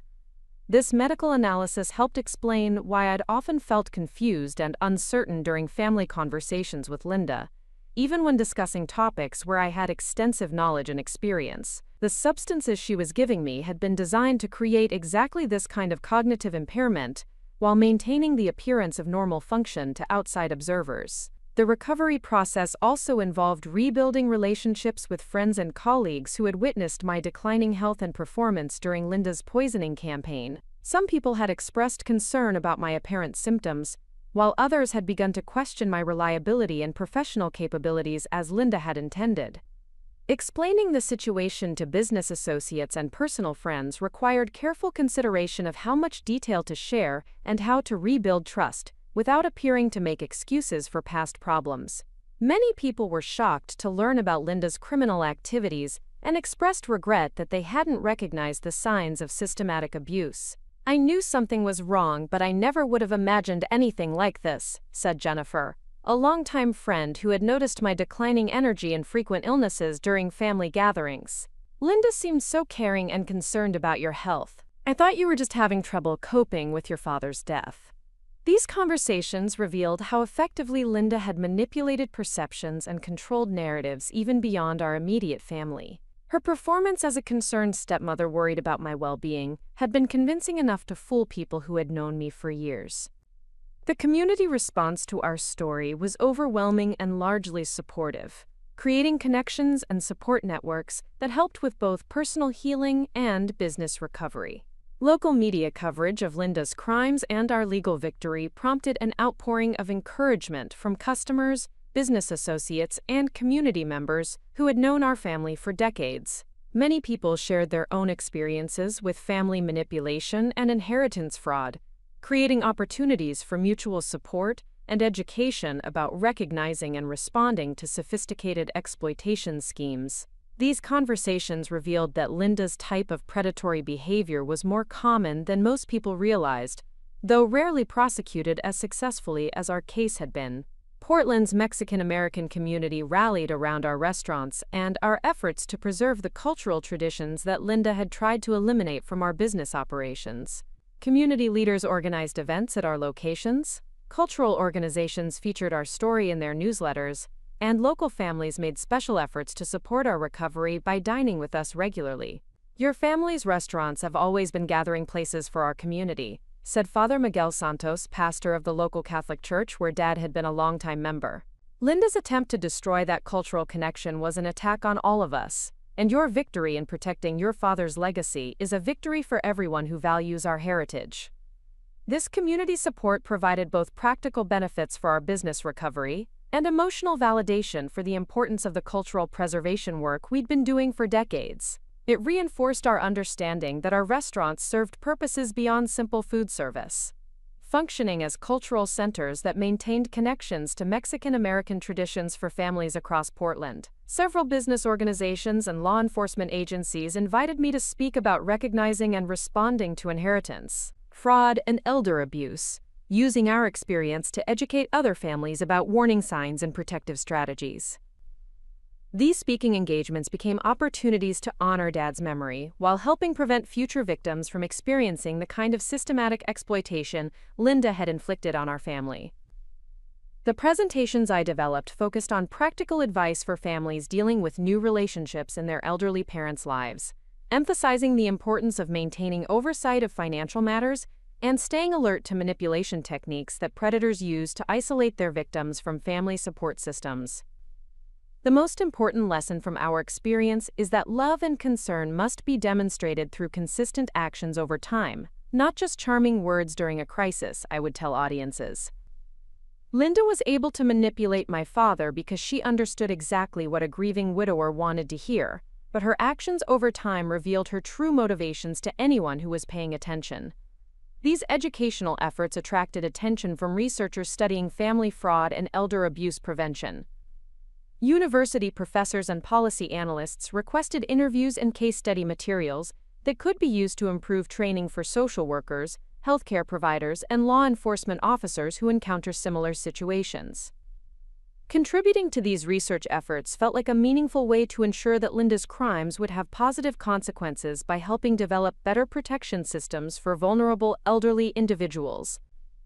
The sophistication of her manipulation techniques provided valuable insights into how predators operate and what warning signs families and professionals should watch for. The legal case also led to policy changes in banking regulations and estate administration procedures designed to prevent similar fraud schemes in the future. Financial institutions implemented additional verification requirements for large estate-related transactions, and probate courts adopted enhanced scrutiny procedures for will modifications made shortly before death. While these policy changes couldn't undo the damage Linda had inflicted on our family and her other victims, they offered hope that future targets might receive protection and intervention more quickly. The systemic changes felt like an important part of Dad's legacy, extending the impact of his life and our struggle for justice beyond our immediate situation. 1 year after Linda's sentencing, I organized a memorial celebration for Dad at our original restaurant location, bringing together the community that had supported our family through decades of success and recent trauma. The event honored his contributions to Portland's Mexican-American community, while celebrating our successful preservation of his legacy, despite Linda's attempts to destroy it. The memorial featured Dad's favorite mariachi music, traditional dancing, and a feast prepared using all the family recipes Linda had tried to eliminate from our menus. We served his beloved enchiladas made exactly according to our grandmother's original technique, tamales prepared the way his mother had taught him as a child, and mole sauce that required 3 days of preparation using ingredients imported from Guadalajara. Tonight we celebrate not just Michael Rodriguez's life but the triumph of love over greed, family over manipulation, and truth over deception, I said, addressing the crowd of employees, customers, and community members who had gathered to honor Dad's memory. Linda thought she could steal our heritage and destroy our legacy, but she underestimated the strength of the bonds my father built with this community. During the memorial event, I officially announced plans for our 4th restaurant location, which would serve as both a dining establishment and a cultural center dedicated to preserving and sharing Mexican-American traditions. The Emma and Michael Rodriguez Cultural Center would offer cooking classes, language lessons, cultural workshops, and community events that would extend our family's mission beyond commercial food service. The Cultural Center project had been inspired by conversations Dad and I had shared about expanding our impact in Portland's Mexican-American community. He'd always envisioned our restaurants as more than businesses, seeing them as platforms for cultural education and community building that could help preserve traditions for future generations. Your father dreamed of creating a place where families could learn about their heritage and share their stories, Maria said during the memorial celebration. This cultural center will make that dream real and ensure that his vision continues growing long after we're all gone. Funding for the cultural center came partly from the financial recovery from Linda's crimes, creating something positive and enduring from the money she'd stolen from our family and business. The irony that her criminal proceeds would support cultural preservation and community education felt like perfect justice for the damage she'd tried to inflict on our heritage. The cultural center would also house a scholarship program for local students pursuing careers in culinary arts, business management, cultural preservation, and community development. Recipients would have opportunities to intern at our restaurants and participate in cultural programming while receiving financial support for their education. These scholarships represent the kind of investment in young people that my father always believed in, I explained to the memorial audience. Linda tried to steal from the next generation by destroying our family business, but now her stolen money will help young people build better futures for themselves and their communities. The memorial celebration marked a turning point in our recovery process, transforming our story from one of victimization and trauma into one of resilience and community triumph. Standing before the crowd of people who had supported our family through tragedy and recovery, I felt connected to something larger than our individual experience. Linda's attempt to destroy our family had ultimately revealed the strength of community bonds and cultural values that she'd never understood or appreciated. Her crimes had been motivated by greed and selfishness, but our response had been guided by love, justice, and commitment to preserving something meaningful for future generations. The investigation and prosecution of Linda's crimes continued to have ripple effects throughout law enforcement and legal communities across multiple states. Her case became a model for how families can successfully document and prosecute sophisticated inheritance fraud, and her techniques were studied by investigators working on similar cases. Agent Walsh used our case as a training example for FBI courses on elder abuse and family fraud, emphasizing the importance of thorough documentation and the value of recording technology in gathering evidence against manipulative perpetrators. The audio recordings of Linda's confessions became textbook examples of how criminals' own words can provide the most powerful evidence against them. The Rodriguez case demonstrates that even the most sophisticated predators can be caught when families are prepared to document criminal behavior systematically, Agent Walsh explained during law enforcement training sessions. Linda's schemes had worked for over a decade because previous victims hadn't been able to gather the kind of comprehensive evidence that Emma and her legal team collected. This recognition of our investigative methods provided validation for the difficult months we'd spent secretly recording conversations and gathering evidence, while Linda continued her criminal activities. The techniques Rebecca Torres had taught us about surveillance and evidence collection had not only secured justice in our case, but were now helping other families protect themselves from similar exploitation. The broader impact of our case extended to academic research on family dynamics and elder abuse prevention. Criminology professors and social work researchers analyzed Linda's manipulation techniques to better understand how predators identify and exploit vulnerable elderly individuals. Dr. Sarah Chen, a criminologist at Portland State University, published a detailed case study of Linda's methods that became required reading in graduate courses on family violence and financial exploitation. Her analysis identified specific psychological techniques Linda had used to isolate Dad from our family and manipulate his perceptions about our motivations and concerns. Linda Rodriguez represents a particularly dangerous type of predator who combines psychological manipulation with sophisticated criminal planning, Dr. Chen wrote in her published research. Her systematic approach to identifying, grooming, and exploiting vulnerable men demonstrates the need for enhanced protection systems and public education about these types of crimes. This academic attention helped ensure that our experience would contribute to better understanding and prevention of similar crimes in the future. The pain and trauma Linda had inflicted on our family was being transformed into knowledge that could protect other families from experiencing similar exploitation.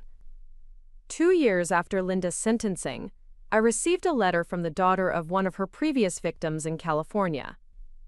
Sarah Martinez had followed our case in the media and reached out to thank me for the courage to pursue justice despite the personal costs involved in confronting Linda's criminal enterprise.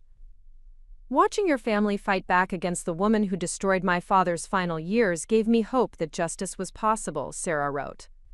Your willingness to share your story publicly helped my family understand that we weren't alone and that the manipulation my father experienced wasn't his fault.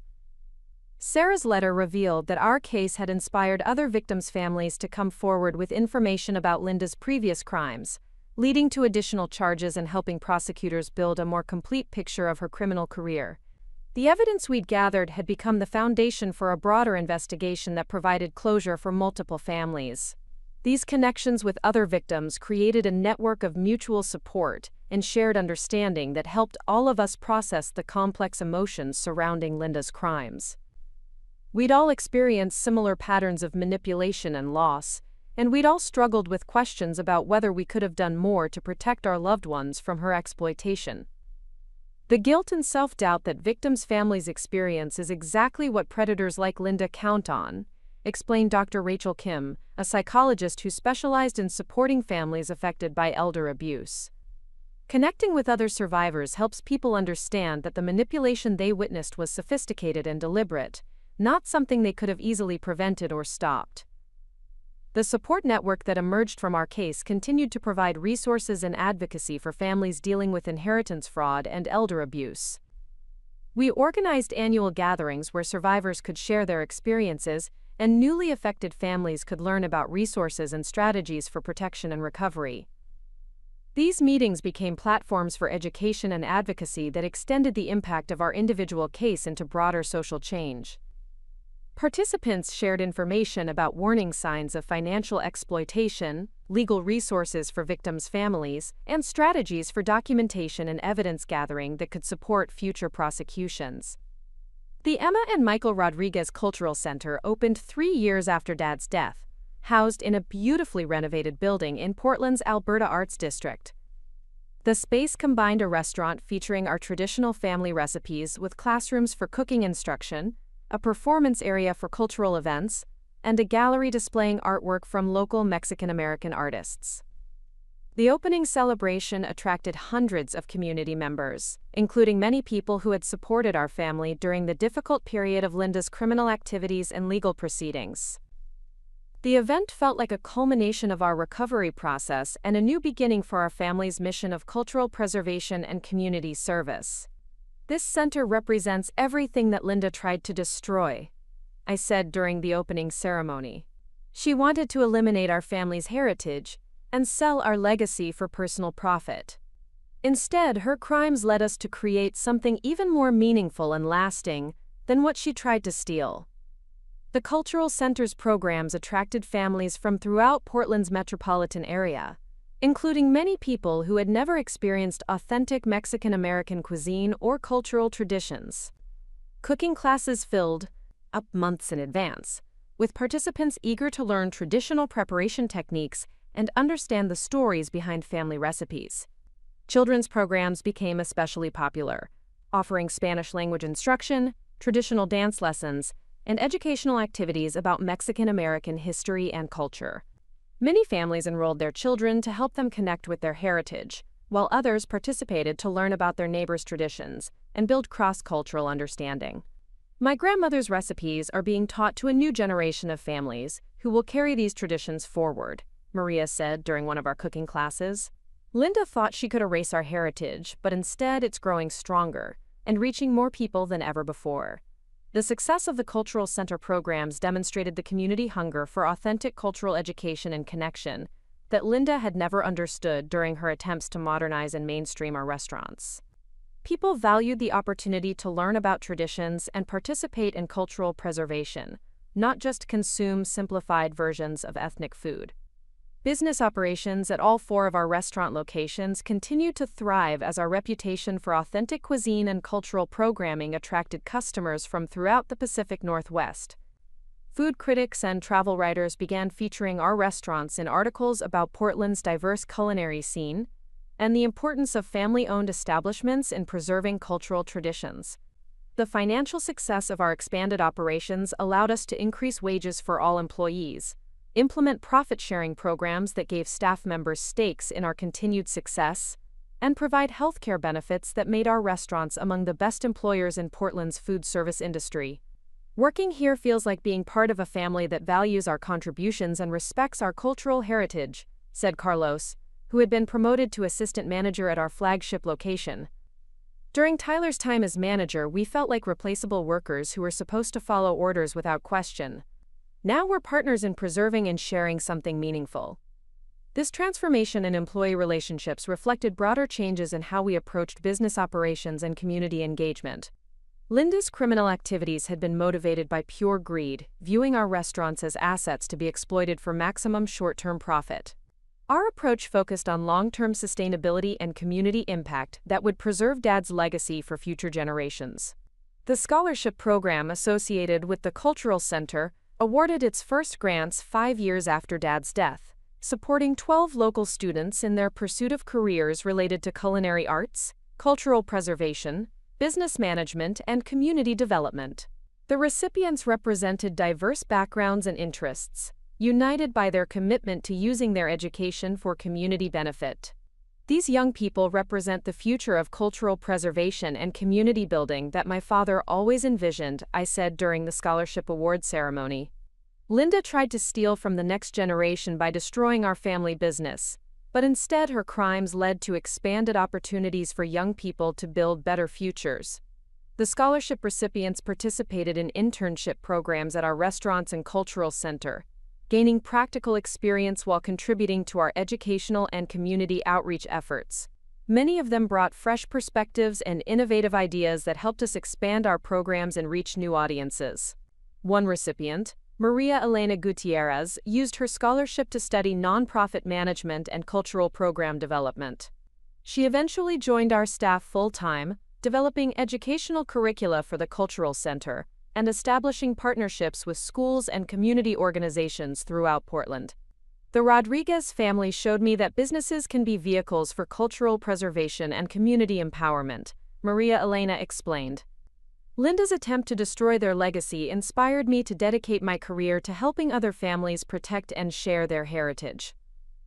These partnerships and educational initiatives extended our impact far beyond our immediate restaurant operations, creating networks of cultural preservation and community development that touched thousands of families throughout Portland. The Cultural Center became a model for other family businesses interested in expanding their community impact while maintaining their commercial success. Reflecting on the 7 years that have passed since Linda's crimes were exposed and prosecuted, I'm struck by how her attempt to destroy our family ultimately led to expansion and strengthening of everything she'd tried to eliminate. Her greed and cruelty revealed the depth of community support for cultural preservation and family businesses that she'd never understood or appreciated. The restaurants continue to serve authentic Mexican-American cuisine that honors our grandmother's recipes while adapting to contemporary tastes and dietary preferences. The Cultural Center hosts programs that introduce Mexican-American traditions to new generations while preserving knowledge and techniques that might otherwise be lost. The scholarship program supports young people who are committed to using their education for community benefit rather than personal enrichment. Linda remains in federal prison, serving her 25-year sentence with no possibility of parole. Occasionally, I receive updates about her status from law enforcement officials, but mostly she's become a footnote in our story, rather than a central character. Her crimes created trauma and loss that affected our family profoundly, but they didn't define our future or determine our legacy. The most important lesson from our experience is that justice is possible when families are prepared to document criminal behavior systematically and pursue legal remedies despite personal costs and emotional challenges. Linda's sophisticated manipulation and criminal enterprise seemed overwhelming when we were living through it, but careful preparation and community support enabled us to expose her crimes and recover what she'd stolen.